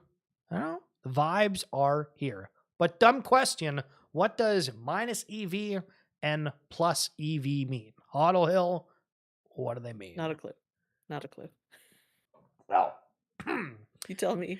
back in Top Shot days, if a pack was like $10, typically they were plus estimated value. So everything back in the days of Top Shot, everybody was like, is this pack negative EV or plus EV? And if it was plus EV, how the hell do we get the accounts? How the hell do we get the people? How do we get access to these packs? Get your parents buying all of them if you can, because you are going to make money. Are we ever going to get rid of the stigma with NFTs and money? How could we? No. True. All right. 6529 says NFTs as a gaming asset is very dangerous to people's strategy. It can trick you into thinking that the NFTs are the important part of that sentence instead of making a game that people will play. Conversation for all time, right? But Butterhoops goes down here and he starts talking relatively bullish about Parallel, saying, but seriously, everything is either clear, there's no game, farming and selling the token is the end game, or Farmville clone, so they can pretend to have meaningful DAU and clicks. Meanwhile, Parallel TCG is like, our game is free to play, you don't even need a wallet, just have fun, learn, and compete. I think there's some for everybody within here, but what did you take about, or what's your take on this stance saying that Parallel is doing it better and or differently than these other Web3 quote unquote games? I think games are such a personal thing. Like, I'm not into trading card games at all, so it doesn't appeal to me, but for someone, that's probably their whole thing, so it's good to have a variety. A little bit of a variety. So iPhone, Android, which one are you going to pick? The Justice Department sues Apple, alleging it illegally monopolized the smartphone in the U.S. Justice Department on Thursday announced a sweeping antitrust lawsuit against Apple, accusing the tech giant of engineering an illegal monopoly in smartphones that boxes out competitors. True. Yeah, have any takes on this? I feel like that's something that's been noted for a while. A lot of people have thought that. What do you think of legal action apparently coming to Apple? Do it. I don't use Apple stuff. Oh, spicy. All right, guys, what do you think? Hey, hands up if you use Apple. Hands up if you use Android in the chat. Let me know. Incoming transmission from Shin Say, attention all pilots, due to Solana's recent surge in price, we've decided to lower the mint. Wow, W. Once more to stick true to the promise we made to our community.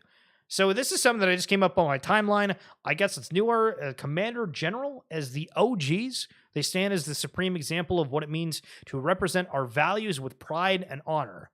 What the hell does that mean? 2 mints for 0.85 SOL each. The lieutenant, these pilots are also guaranteed a spot, which is something to be proud of. So heed the call, fellow pilots, and salute the lieutenant. It's going to be for 1.2, and then the public mint is 1.55. So there's a little bit of a curve in the price, but the supply is only 1,800.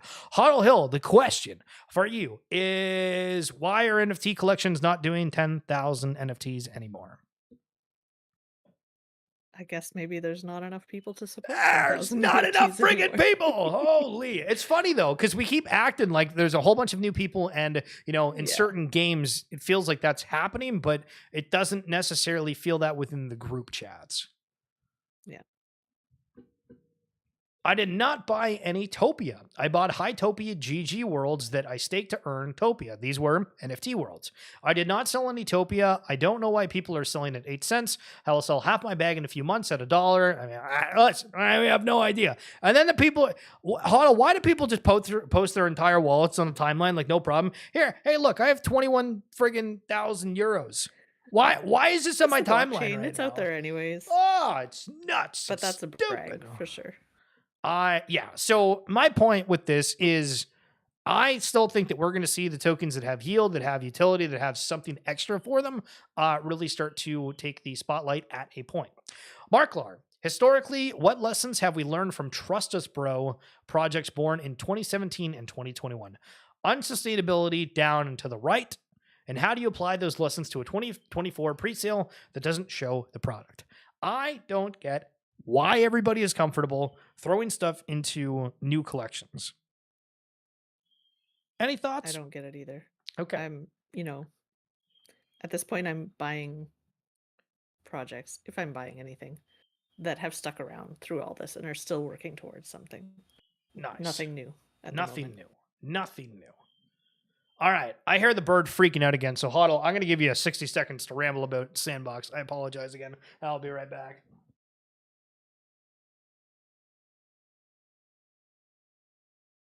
I don't know. Do I want to ramble about the Sandbox for 60 seconds? I mean, you all know about the Sandbox. If you wanted to be in the Sandbox, you would already be in the Sandbox. There's always events going on. You can earn sand. Then you can sell it and do whatever you want. It's worth a shot. Or you can build.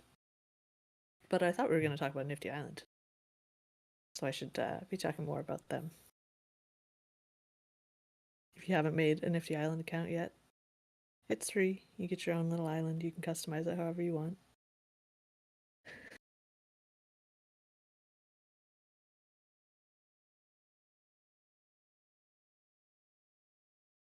I'm sitting on my island. You can visit it now.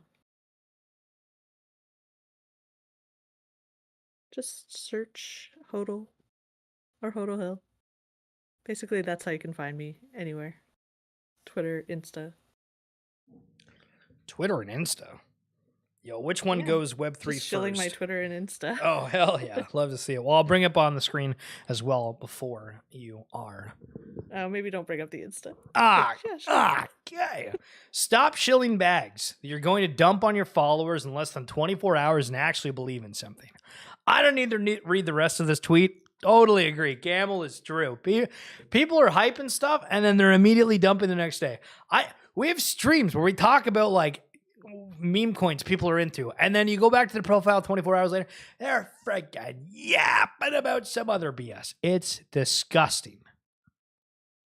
HodlHil, if you were going to rate Doodle's IP out of 10 in terms of your likelihood or your thought of them going mainstream, with 10 being they make it, what would it be? I can go pretty high. I think they have the potential to make it. Let's say 8. Yeah. Okay. Respectful.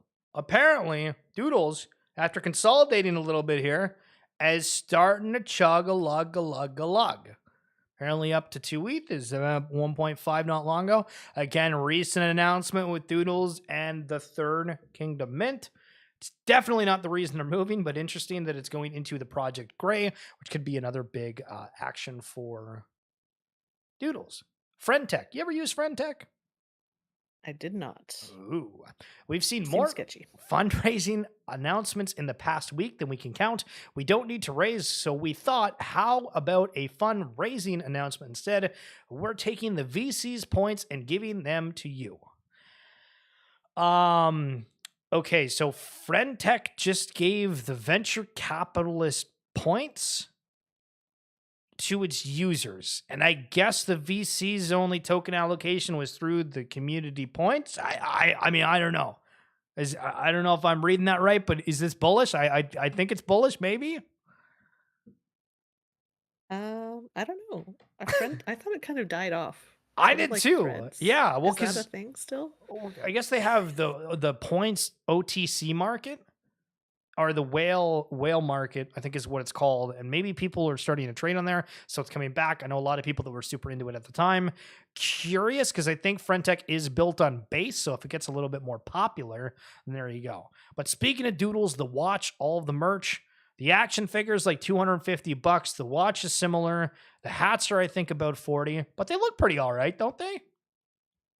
Yeah, they're cute. But I have spent $0 on Doodles merch. $0. I'm a firm believer that if you're a holder, merch should be free.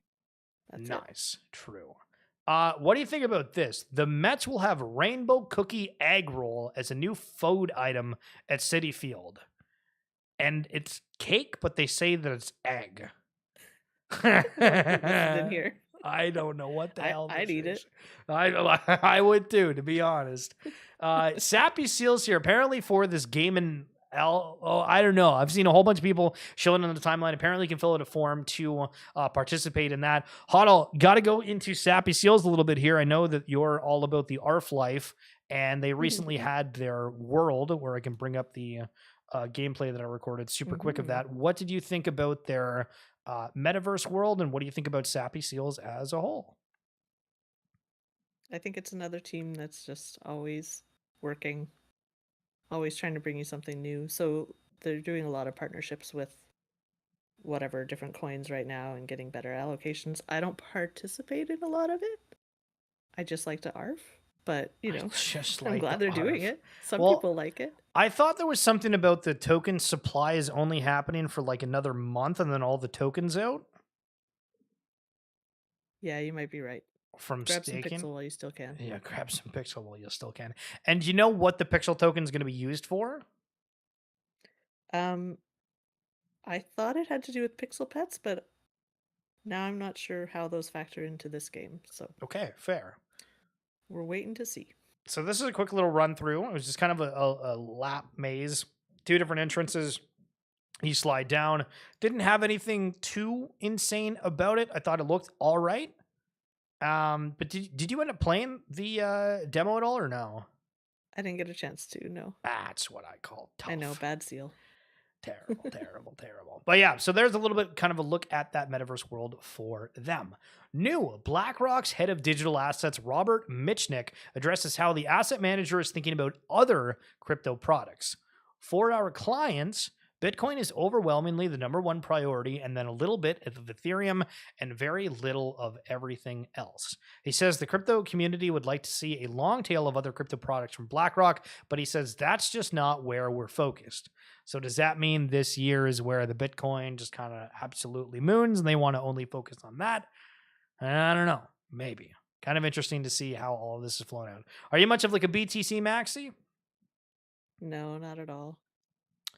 Like I say, I'm only in it for the NFTs. And I you're guess only in it for the NFTs. Now, but post that on a crypto Facebook group chat. Oh, you would get crucified. Holy. They basically rugged the Dr. Seuss version. What? So I don't know if I would be too big on the Disney Pinnacle pins. The Dapper is blatantly cash grabbing right now. Okay. Can't sell anything apparently. Just worth mentioning in case you were not aware. I mean, there isn't even a secondary marketplace you can buy, sell, proceed with caution. Generally agree. Good take. The same kind of notion, I guess, as kind of early days Top Shot. There was no off ramp to it per se. But Suitable was a thing that they touted highly. Big IP associated with it, and then they just kind of said, hey, it's done, nothing's coming of it, and it wasn't good. Do you remember Suzicles, or do you partake in Disney Pinnacle? It sounds vaguely familiar, but I did not partake. Okay. It's interesting how many things are sort of linked to Disney. Like Vivi has some Disney things as well. Yep, but, true. But they're big enough, they should just do their own. Yeah, true. Facts. All right, so that's that edition of XFeed. HodlHil, how did you enjoy being a part of it? Oh, that was super fun. Hell yeah. I was really nervous, but I hope it went okay. No, it's fantastic. So now we get to bug each other about Nifty Island. And when I mean bug each other, I meant you're probably just going to talk shit to me. Because I played for like a week straight. I was checking in on your island every day. We were collecting the blooms. If you don't know, Nifty Island is kind of this big metaverse platform, I guess, that is creating experiences that allow you to create your own island. And it is a play to airdrop type system. So if you go and play on that, then you are going to get this NFT drop. If you have certain NFTs from other collections that are partnered or very, very active as a community on there, you get more points. So are you still playing Nifty Island? What's the lowdown from your every side? day. Every day. Sometimes multiple times a day. Yeah, I mean, I go in, I get my blooms, I do my daily challenges, and I'm in a Twitter group chat, everybody's favorite, where we really support each other. It's like mainly seals, but I definitely recommend getting some people together to get those daily challenges done because it makes things a lot easier. I'm curious. I haven't done a lot of building. Oh, I made wait, a second really? island, but You made a yeah. second island, but you haven't built it all. Well, I mean, Unbelievable. I made it and then I just left it. I'm not like doing a lot with it. Yo, Hypnotoad getting you play out. Yo, I still go to your islands for blooms. Yo, absolute gem. Love that. Hit Thank mine you. too, Hypnotoad. Yeah, true. So, I mean, what do we think about the longevity here with Nifty Island? I thought the experience was really cool, being able to have your avatars being implemented within the game. Obviously, you needed the files for it, but for myself, it was the first time being able to see some assets that I haven't been able to use in any sort of gaming environment. It seemed like they nailed how to implement that. There's NFTs involved. They have the free aspect, and the gameplay is not terrible, but it does feel like it's kind of limited. Yeah, it's limited, but it's brand new. I mean, they've done a lot in the little time that I guess they've been around for a few years, to be honest. Like, I think I've been in their Discord since 2021, but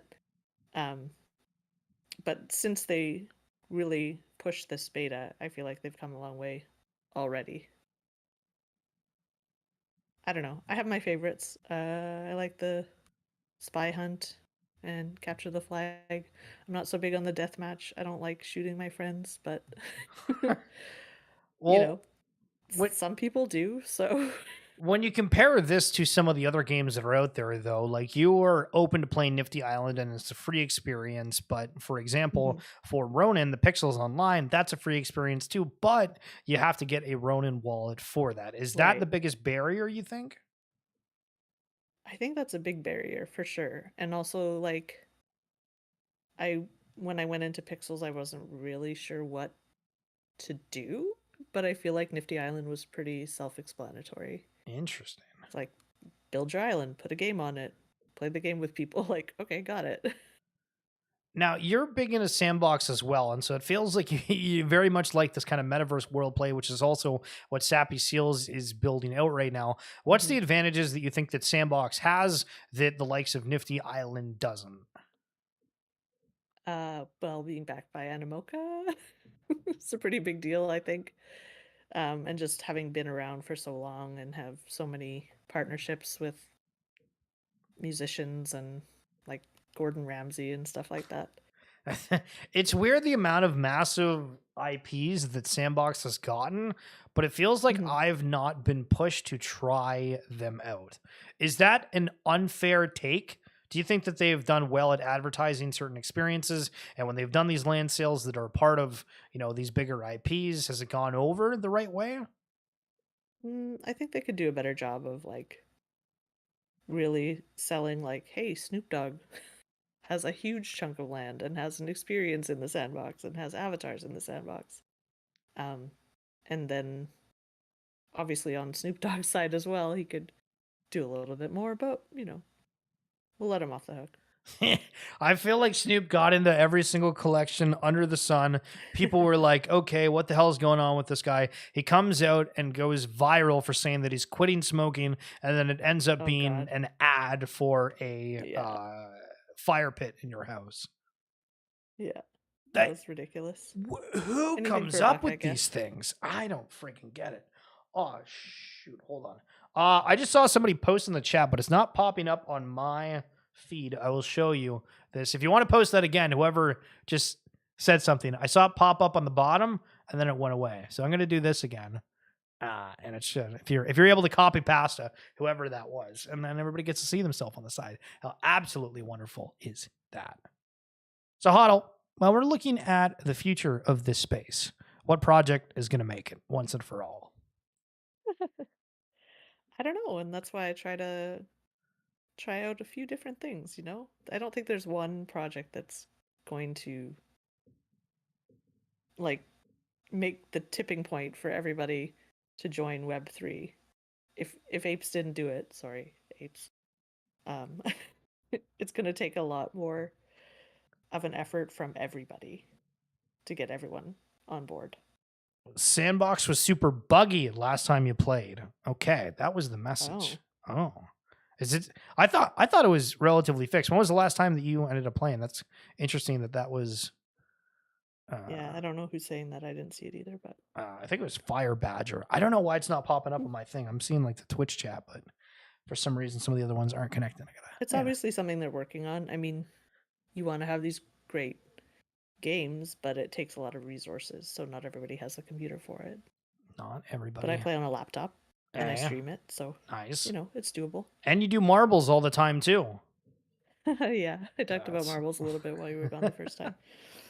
There's marbles NFTs. Did you know that? I feel like you brought that up when I tuned into your stream one day. I think. No, but it's there's so much. I know. You can never keep up with everything. There's a lot. So if you guys are wanting to HodlHil at Twitch streamer, non-refundable gal. What in the heck is that? Yeah, non-refundable is like my Web3 home base. Shout out NRN. Love you guys. We've been together in the space for a couple of years now, helping each other out, and they're big on spaces and podcasts, and supported me when I had my podcast. So, yeah, they're my homies. Nice, love it. Well, if you guys are wanting to follow HodlHil after the lovely rendition that we just had, I'd love to do this again sometime. I appreciate you jumping on, and I hope that you have the best weekend that ever weekended. Yeah, you too. Appreciate Thanks for having me. Of course. We'll chat soon. Okay. Face. All right. We have Navi. The Memecoin maniac. I don't know if we've talked about the story. So there's a couple of stories in my life. One was trying out for the basketball team. Obviously, short, kind of fat. Guy that was the same height as me. I'm like, not tall. He was like, I'm the center. Okay, dude. We all got cut. Horrible. And I feel like there was another reason that I was telling that story, but I don't remember what it is. So all I'm going to do is I'm going to shut up, let you know that I failed at a basketball team. I'm going to call Navi and hope that he's going to pick up the phone, and we'll see if he's with a hat or without a hat. Mr. Navi, good afternoon. Hey. Can you hear me? I can hear you perfectly. Are you on your phone? Are you on a microphone? Are you in a submarine? Where are we at right now? No submarine. I'm just on my computer with some Apple headphones. Okay, listen, guys. I thought he was going to get like a submarine tour, go around the world. Guy's an absolute billionaire after this crazy meme coin season. Navi, thank you for taking the time to jump on here. So I have been educated immensely today because I didn't really know the history about Ronin, and OG broke it down, kind of talked about how there was a community that formed through CryptoKitties early that ended up forming Axie, group from Axie ended up forming CyberKongs, and then this whole Ronin Network thing ended up exploding. And it's like, okay, cool. That's kind of neat. Talked a little bit to Matty earlier about his ventures within the big stage and what his thoughts are with the market, and things are looking pretty bullish. And then we go with HodlHil, we go over a normal X feed, daily news story as per usual. But what we haven't talked about pretty much at all is the craze that is meme coins, and that is arguably the biggest story. So give us a little bit of a background of how you kind of got into crypto, I guess, and then why you jumped into meme coins, and help me kind of understand and help inform people that might be tuned in looking at this chaos and trying to understand, is this actually a safe environment to jump into? Okay, I'll do my best. So, first of all, not financial advice. Not financial advice, 100%. Never, ever. As far as my personal journey, I think I first got into crypto in like 2014. I actually joined like this reporting club, like news reporting club in college, and there was this story about the Silk Road going on at the time, and that's when I first learned about Bitcoin, and then started to learn about like, just like USD inflation and all that, which I just wasn't really tuned into and until then. And it all really clicked like I think it does with a lot of people in the crypto space. And ever since that, I mean, I've been like just in the crypto space pretty much every single day for the last decade or so. Um, as far as like jumping into meme coins, I think like the big thing is after like having some wins and having some losses in crypto over the last 10 years, like one thing that you learn when you spend enough time here is there there's a lot of really amazing projects. There's also a lot of people who take advantage of other people's willingness to deploy capital and basically pitch vaporware. Um, and there's also like really good intentioned entrepreneurs and business people who have very lofty and respectable goals, but like over time you start to realize that there's a lot of execution risk with a lot of these projects. And like if they do pull it off, then that's fantastic. um, but understanding that it's healthy to have a fair degree of skepticism, I think, is what has led a lot of people to swing. Well, you could call it right curve, but most people like to call it left curve, which is just like, okay, well, what are the projects that actually aren't promising me anything? And this is like where meme coins come in, because it's really like all about attention.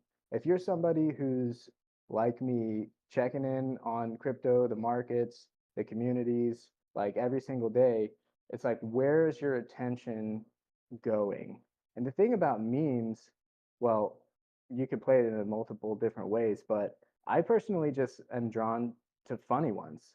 And it's like, if I find something that makes me laugh, I think that that's a good cue, that that's going to grab attention. And then you have to make judgments about like, okay, well, is this what I would consider to be like a sustainable joke? Like, I mean, it's no secret that I'm super bullish on whiff, dog whiff hat. And I can kind of break that down in a number of ways. But basically, first of all, like just the capture on like the English language, the word whiff as opposed to whiff, like you can throw that into any conversation, and anybody who has ever even heard of dog whiff hat like immediately gets reminded about dog whiff hat. So it's so easy to keep this at the top of mind. The other thing about whiff is like it's just a hat. It's literally just a dog with a hat. And so of course this little pink hat, uh, like it's so easy to make content with that. And that when that clicked for me, which like I kind of saw it like right away because I made a few memes. I'm like, holy crap, I just made like 10 of these and they're like really differentiated. For me, that was like, okay, this is gonna be a winner. Because it's just so easy to create content around this. And really like content creation, I think, is a lifeblood for any project. And so yeah, I mean that's just one example, but it just kind of had everything with it. Then also if you want to get into like tokenomics, I mean that's a big place where you can get really screwed over in crypto and meme coins or really any project. But the thing about Whiff is the original dev sold his bags like right out of the gate. So there just wasn't like some big heavy team unlock waiting to happen, which is the case with a bunch of other meme coins and other projects. And unlocks have their place. That's all good. People need to get paid. But the thing about Whiff is it doesn't have any of that. So I don't know. It just checked like all the boxes for me. I think it's hilarious. Every time I see a meme with that little pink hat on, I think it's hilarious. And so to me, that says that there's a lot of longevity in it, and it's just fun. Also, I'll pause here in a second. I could just ramble about this forever. The other thing about meme coins specifically, as opposed to more what I would call legitimate projects, like projects with teams behind them, there is a real superpower in not having like salaries tied to a project. What I mean by that is WIF doesn't have a team. There's no treasury that needs to be drawn on in order to pay people salaries, aka tokens that are going to get dumped in order to pay those salaries. So there's just nothing holding it down. Like I was really big on Chainlink for a very long time. I think it's a really cool technology. It fueled DeFi summer. It just really captivated me for a very long time.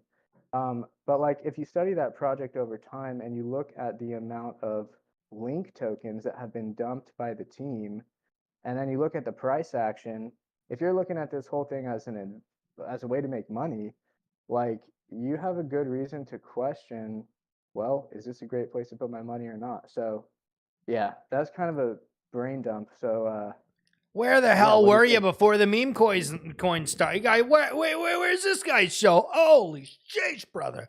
Oh my goodness! I wish you broke that down sooner, because that was honestly like it's kind of an eye opener. The fact that you don't have the team salaries, which we've seen different teams have kind of mass layoffs across the entire board. Obviously, the recent notion of like, oh yeah, Artifact's just completely shutting down. You don't have those risks with that, and that's a crazy thought. But Hypnotoad, whiff. Castles made of air. Navi, true. He's a gem. Algae, Navi, use the force. Don't ask him what's under the hat. Cack.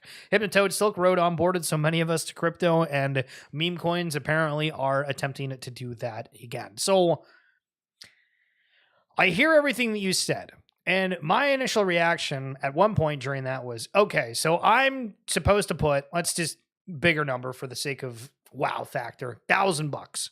All right, Chiller, you're going to put $1,000 into this meme coin, and then you're just going to hope that it goes up. How do you compare that thought process, which arguably we could say is flawed, to how people are looking at the other ecosystems, whether it be Bitcoin, Ethereum, and saying, oh, other people are building on it? How do you kind of tackle that argument?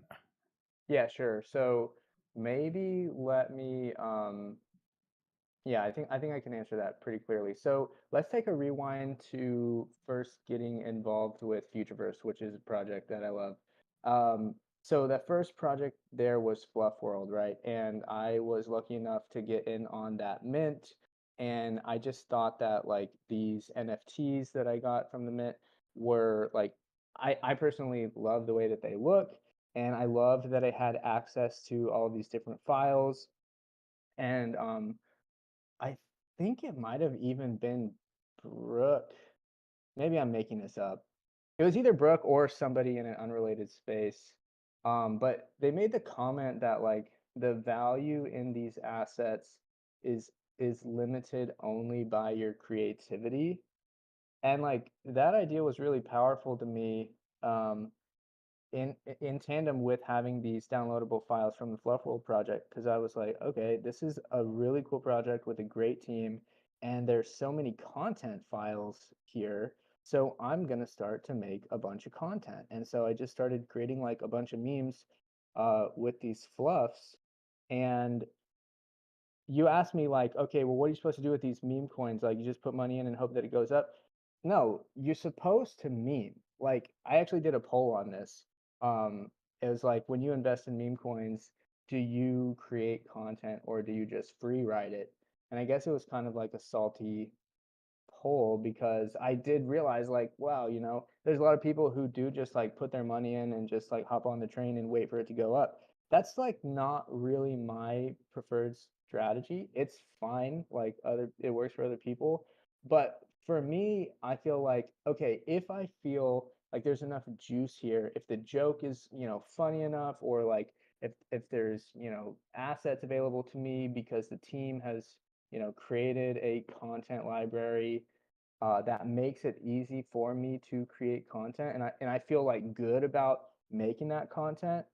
For me, that's my signal to get involved, put some money behind it, and work for your bags. Like, I'm not here for a free ride. I want to work for my bags. So that's how I personally approach it.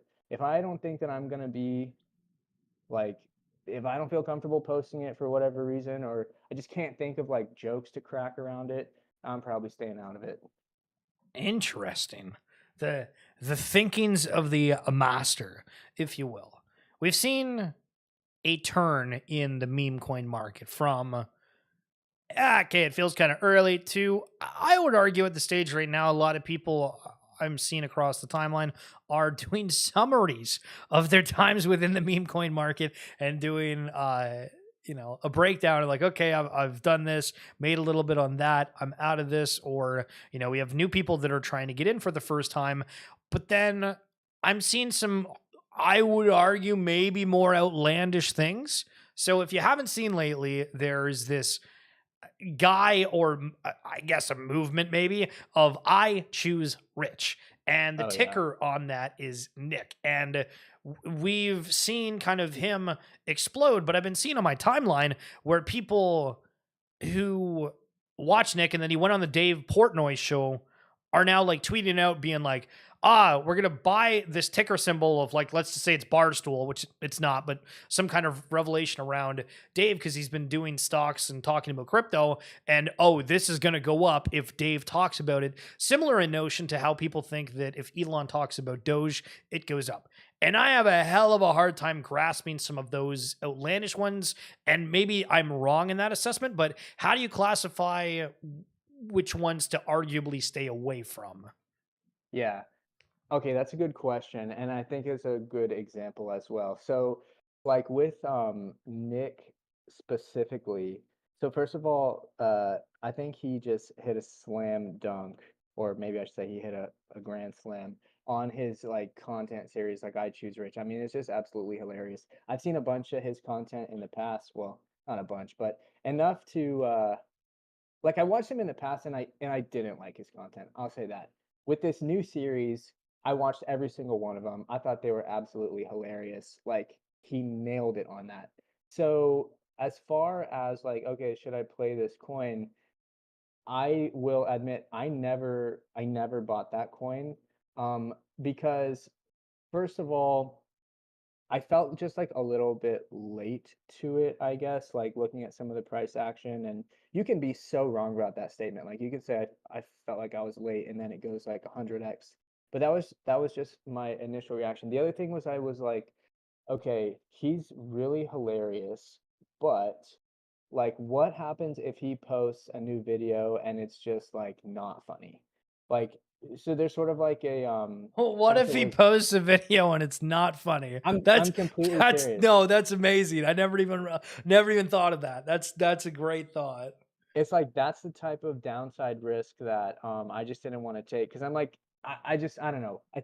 There's an as more videos get produced, there's an increasing probability that he'll drop one and it's going to be a dud. And I don't want to be holding the coin if a dud gets posted. So I stayed away from that.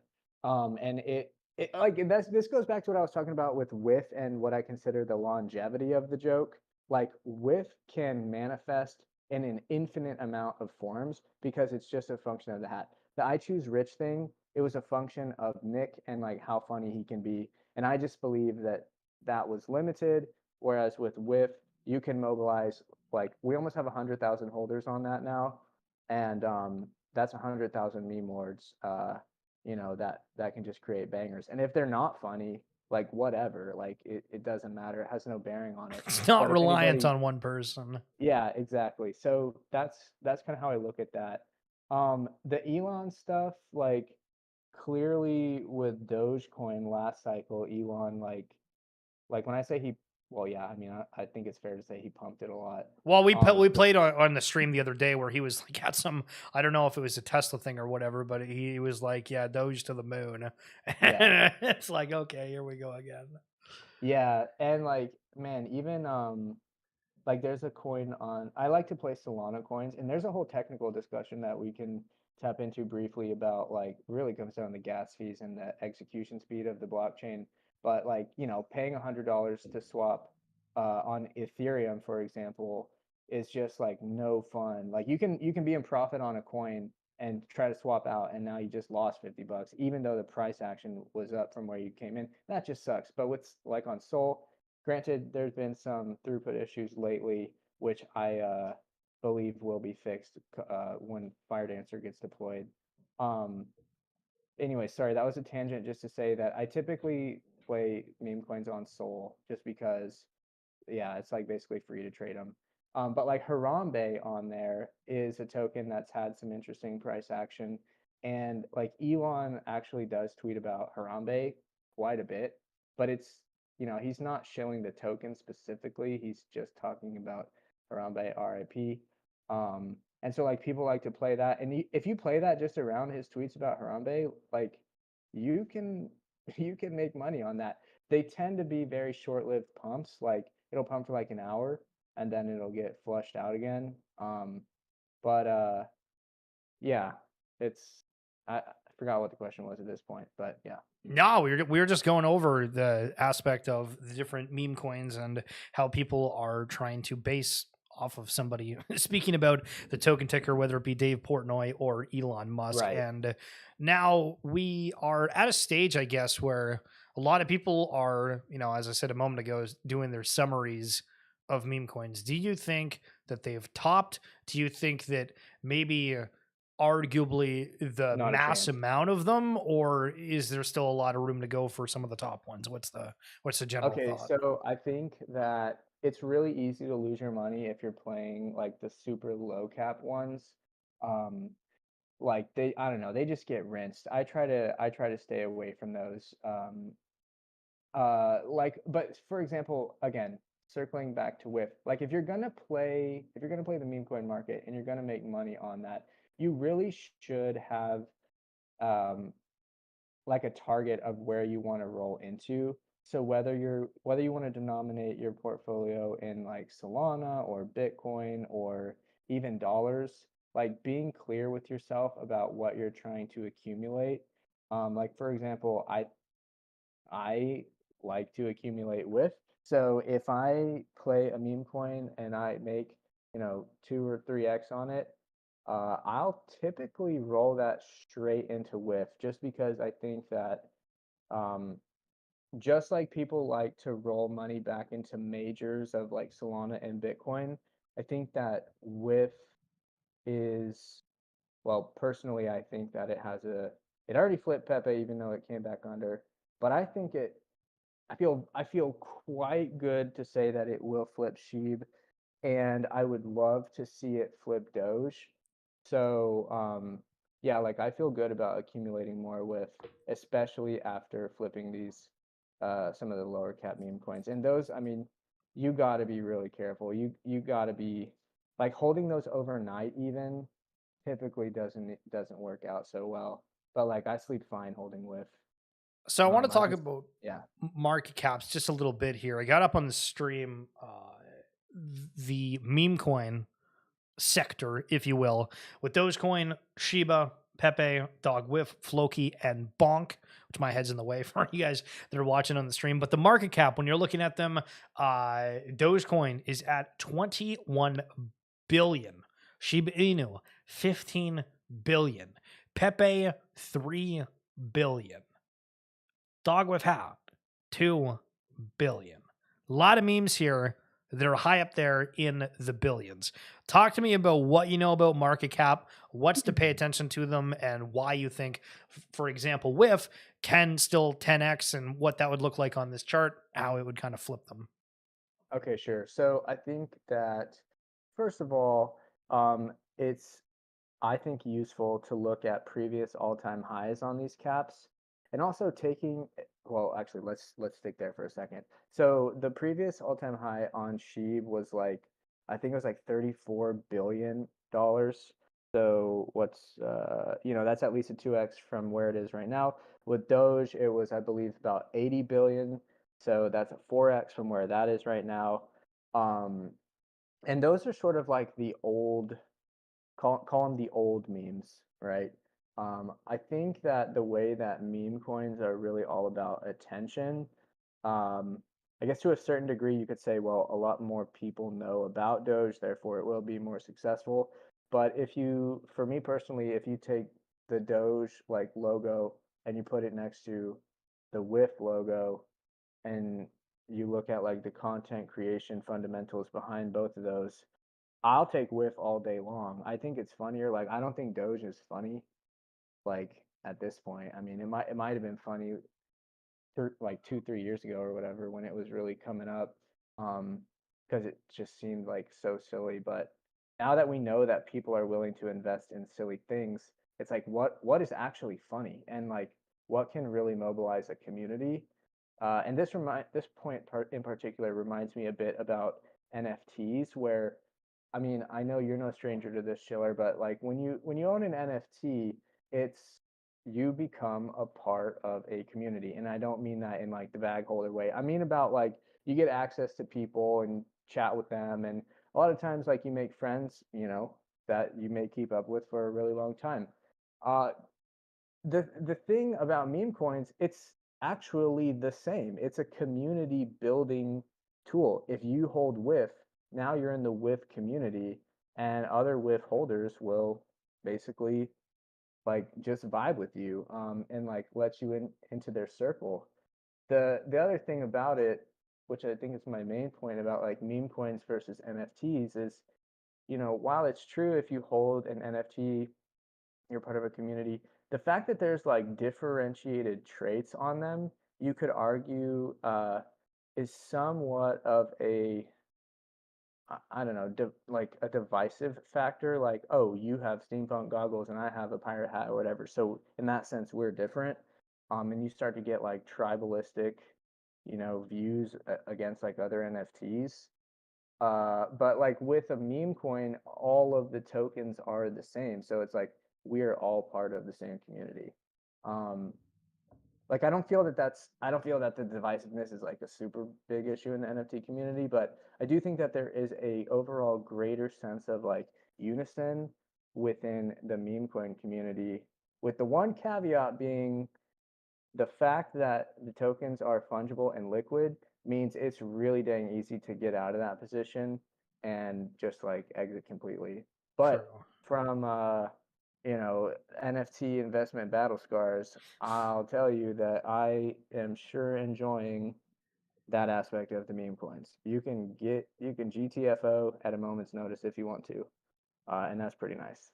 It really highlights for anybody that might be watching that's newer within the space how many environments or avenues you can go if you end up getting on the blockchain within the Web3 space. The meme coins, you got the utility coins, only focusing on that. You have these entire NFT communities that are out there as well. And it seems that there is supposed to be something for everyone. And I try to think of like the right way to ask the question. But when people look at crypto and they say that meme coins are bad for the space, They don't get it. they I'll don't get stop you it. right there. They don't get it. Like, okay, for example, if you want to bring Avalanche, the Avalanche blockchain is actually a really good example of this, where at the foundation level, they have actually allocated, I believe it's $1 million. I don't know if that's in USDC or AVAX or whatever, as like liquidity incentives to people who are providing liquidity on the meme coin pairs. Wait, I think really? That's yeah, cool. yeah. Let me send you this link real quick, because it would be maybe good to have up on here.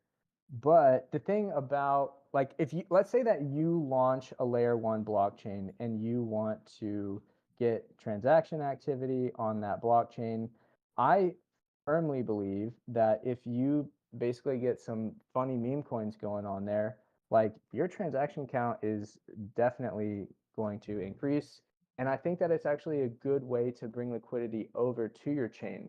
Like, let's just say, let's rewind and let's say that, you know, we didn't have Solana or whatever, and Dog with Hat was just emerging again, and people just like love this meme. Well, if you launch that on a brand new chain and people want to buy it, that means they have to bridge money over to your chain. You're basically acquiring new users on the chain because they want to play these memes that they think are funny.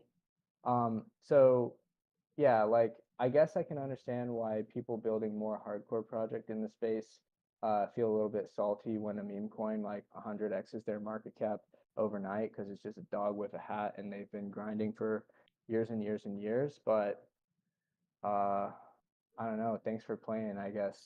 Like, like the money is coming on chain one way or another, and hopefully you can capitalize on that. Like for example, if you want to capitalize on with liquidity, why don't you do some content creation for your project and put the pink hat on it? Like who you think you're going to attract now? You're going to attract $2 Wow. billion of capital that's like fungible and could get involved with your project. It's So funny I you think, bring that up, though. Sorry, I don't mean to cut you off. I just yeah, know I'm going to forget this point. Is that if you remember when Bored Apes were super popular, businesses went out there to buy Bored Apes to have as like their logo, and so you don't yep. you don't even need to do anything. Just put the hat on your logo, and you're good to go with the same effect. Yeah, exactly. So I don't know. I think another good way to answer this question is just like with a great phrase from Ivan on Tech about respect the pump. It's like if you're gonna be out here publicly bashing meme coins, like I don't know. I guess that would probably make me feel a certain way about whatever it is that you're building because you have this like pompousness about you that you can't that you don't like fun basically. If you don't like fun, then good luck to you. That's what I like to say. If And you the memes don't are a like lot of fun, fun. good luck to you. Gamesmaster.whiff. I love that we can finally stop pretending we're here for the tech. Hat stays on is all the thesis you need. Love it. Amen. If somebody is trying to get into meme coins for the first time, because I'm just thinking when I'm done this, we'll upload this as an individual session. Probably say the thesis behind meme coins or something. I want to try to add in a little piece here for somebody that might be in crypto, that might be on an exchange, not really bought in these memes. Maybe they have the opportunity to. What's kind of the best way to do that? Is it just simply going on these exchanges? Is it having to jump into DeFi? Are these listed everywhere? Okay, so personally, I prefer to stay like on chain. So I don't like buying stuff on the centralized exchanges if I can avoid it. And typically that's going to give you better opportunities. Like, for example, WIF is not even available on Coinbase yet. So Interesting. from a fundamental point of view, you could look at that and say, well, I think that when it gets listed on Coinbase, the overall market cap is probably going to raise a lot because there's a lot of people who only buy tokens through Coinbase. And I mean, I think that's generally true for like any coin. Like if it's listed on Coinbase, that's great for the coin. So looking at coins that don't have like great listing coverage across the centralized exchanges, if you can learn how to interact on chain, which is pretty, I mean, I don't know. I think it's easy. I've been around for a decade. I know if you're brand new to it, it can be a little bit intimidating, but getting involved on chain is definitely alpha. It'll give you an edge. Yeah, that's like one good point. The other thing is like, how do you find these new coins? You gotta have like friends in the space. That's important. I think people don't realize how massive. I Yeah, mean, even if you're not day trading, just finding a group of people that you can just slosh ideas off of that are in the space that are, lack of a better term, not your normie friends. right. Yeah, just about like you just cannot possibly cover everything. People send me stuff all the time, and like I'll pass on 95% of them. Like actually, that's a really good. This is a good talking point. It's very important to identify. Uh, let me say this again. I have done pretty well for myself identifying other people in the space who I'm like, okay, they generally make pretty good calls. I should definitely follow this person just to see like somehow they have really good information flow. They're able to catch things really early. Like I should pay attention to what this person has to say. Now, to be absolutely clear, I'm not recommending copy trading people. I think that's pretty lame. But It's all about creating your own thesis. I've been hammering the home about that too. It's always yeah, DYOR, get inspiration from others, but also create your own thesis. yeah, exactly. And then the other thing is like with the meme coin specifically, if you like, there's a bunch of websites, but I like dexscreener.com, and you can see like what tokens are trending basically. I like to just filter it onto Solana and just look at the list. And if there's something on there that if you read it and it makes you laugh, I mean, that's my starting signal. Or if there's something else about it where you're like, okay, I can see why this might have some sticking power, then that's one way that some people like to play this stuff. At this point in the cycle, I'll be honest, like I'm not trying to play a bunch of like brand new stuff. I think with is Hasn't people gotten burned on the new stuff? Sorry to interject again, yeah. but for these Oh yeah, pre-sales, absolutely. So can you explain what a pre-sale is for anybody that doesn't know, and then explain kind of like what's happened for them? Because from my understanding, all of them have gone horrifically. Yeah, sort of. It depends on time frame. Like basically a pre-sale is somebody says, "Oh, here's an address, like send Solana to this address." And they basically collect all the money up front and then they distribute the tokens to everybody who donated at the same time.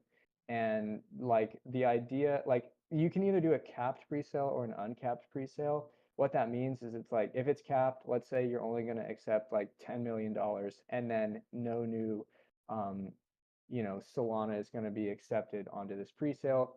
Well, that's an interesting dynamic because there's like a rush to get in that initial 10 million. And then if you're not in that initial cap, well, now you're sidelined and you're ready to like jump in as soon as the token goes live.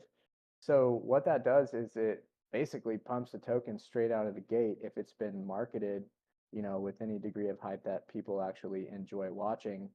But you have all these pre-salers who basically got the token at, I guess you could say, whatever the launch price was. So you have a ton of dump pressure. And yeah, I think like a lot of them get straight dumped. I think like Book of Meme, which I've never purchased that token, but I think it went over $1 billion and that was a pre-sale coin. So like people made a ton of money on that. But like if you're buying it and you didn't get in the pre-sale, it's a lot riskier. I'm not sure that anybody who's really been in a pre-sale, like if you get in pre-sale and you dump it like right out of the gate, like you're probably gonna make some profits. Yeah, but generally if you watch those charts over the course of a few days or a week, yeah, they generally always trend down. And I don't really know why. I'm not really into it that much. I did one, I made money, I put it back into whiff. And that's kind of my strategy. Put it back into whiff every time. Whiff. Yeah. So Navi, you've broken down a hell of a lot about your meme coin adventures, but you're building this thing called DAppSlap. What the hell is that? Yeah, so DAppSlap is an AI-powered DApp generator. So basically, we want to make it really easy for people to build web apps that interact with different blockchains, whether that's Solana or Ethereum. Those are the two that we have support for out of the gate. But we're also we're fine-tuning a model specifically for Web3 right now, and that one, actually, you can check it out. We kind of stealth launched that on the site today. You can go to dappslap.ai and hop over to the chat tab and basically ask it, think about it like a chat GPT, but specifically around Web3 and blockchain information. I got to make an account? What? Yeah, you got to make an account. Listen, too much of a barrier. I'm going to need you to airdrop me something. Where's the meme coins? Oh, that's an interesting strategy. I shouldn't talk about that, but yeah. There is a free plan and there is a pro plan, and we got a lot of other plans. But yeah, That's definitely sweet. check it out. How much do you think that the AI aspect of everything in our world is going to take effect this year? Like, I keep seeing people say, "Oh yeah, there's going to be a huge influence," and talking about Matt with ChatGPT earlier, and everybody using that. But how much of a turn do you think the rest of this year is going to be with the advancements of AI? Well, I think AI is awesome. I know there's a lot of doomerism around it. I think that there's just gonna one thing is for sure, there's going to be an absolute like explosion of newly created content, and I think it's easy. I don't know, like that there's basically going to be a spam issue, as if there's not already. I also think like that's kind of the least of my worries. Like I don't really worry about it much. I know personally it's made me like a lot more productive. I love to use it as a learning tool. Like I've pretty much completely replaced Google with leveraging different AI models to learn things and just really dig in. And But like, okay, on the content creation side, like for example, making proposals into either different DAOs or other projects that you might follow, I think it's really helpful if there's like, I know I found myself in a few places having, ideas that I think are pretty good, but I don't want to spend like an hour or two like making a document like super duper nice. So I'll just basically spend a few minutes working with AI, and then I'm like, okay, this is in pretty good shape. I'll basically send this to the team, and if they like it, then they have people on staff that can like mold this idea and take it to the next level. So I don't know. I'm a huge advocate for AI. I think there will certainly be some job displacement from it. But I think basically the best advice is learn how to embrace it, learn how to use it. If you don't, I think you're gonna fall behind. So I feel like you could take that saying and flip it over to meme coins. I'm just saying. That'd be a killer slogan. What do you mean? You'll get left behind if you don't adapt and try to figure it out. Oh yeah, absolutely. I mean, yeah, like I like the memes. Again, that's like back to like the whole respect the pump energy. It's like, is there money on chain? Yes. Is there going to be more money on chain? Personally, I believe yes. Oh yeah, let's talk about that for a second. We haven't not even hit the Bitcoin halving. We'll see if there's like a big shakeout prior to that. I think it definitely could happen. But following that, you'd kind of be silly to bet against price appreciation following the halving if you look at every single cycle. The other thing, Bitcoin has not even hit its all-time high if you inflation adjust. I think that's a really important thing that I don't really see a whole lot of people talking about. So basically, I am at least, over the remainder of 2024, my outlook on the crypto market is pretty bullish. I think there's still a lot of room to run for a lot of different projects. And Dog with Hat hasn't even gone live on the Las Vegas Sphere yet. So if this is an attention game, there's a lot more attention to come. And, I know where I'm positioned. So yeah, get with it or get out. Get without it. That's crazy. True. Facts. Yo, Navi, this has been an absolute pleasure. I appreciate you breaking down the meme coinness. I hope this helped anybody that's out there that's watching. And any final things that you would like to say regarding WIF, etc. Guys have had his Twitter handle or X handle pretty much up this entire time. So if you're not following him, that's crazy. Fire Badger, I seen your comment about the DapSlap website. I threw that up. I saw you said thanks. For anybody that's watching on YouTube, I don't know what the heck's going on. I see you guys on like my little screen, but it's not popping up in chat. So I don't know if my chat bar is broken. But sorry for the rant, Navi. Any final things you want to end on here, boss? Hat stays on. Hat stays on. What an unbelievable way to end that. Thanks for popping on. We'll talk soon.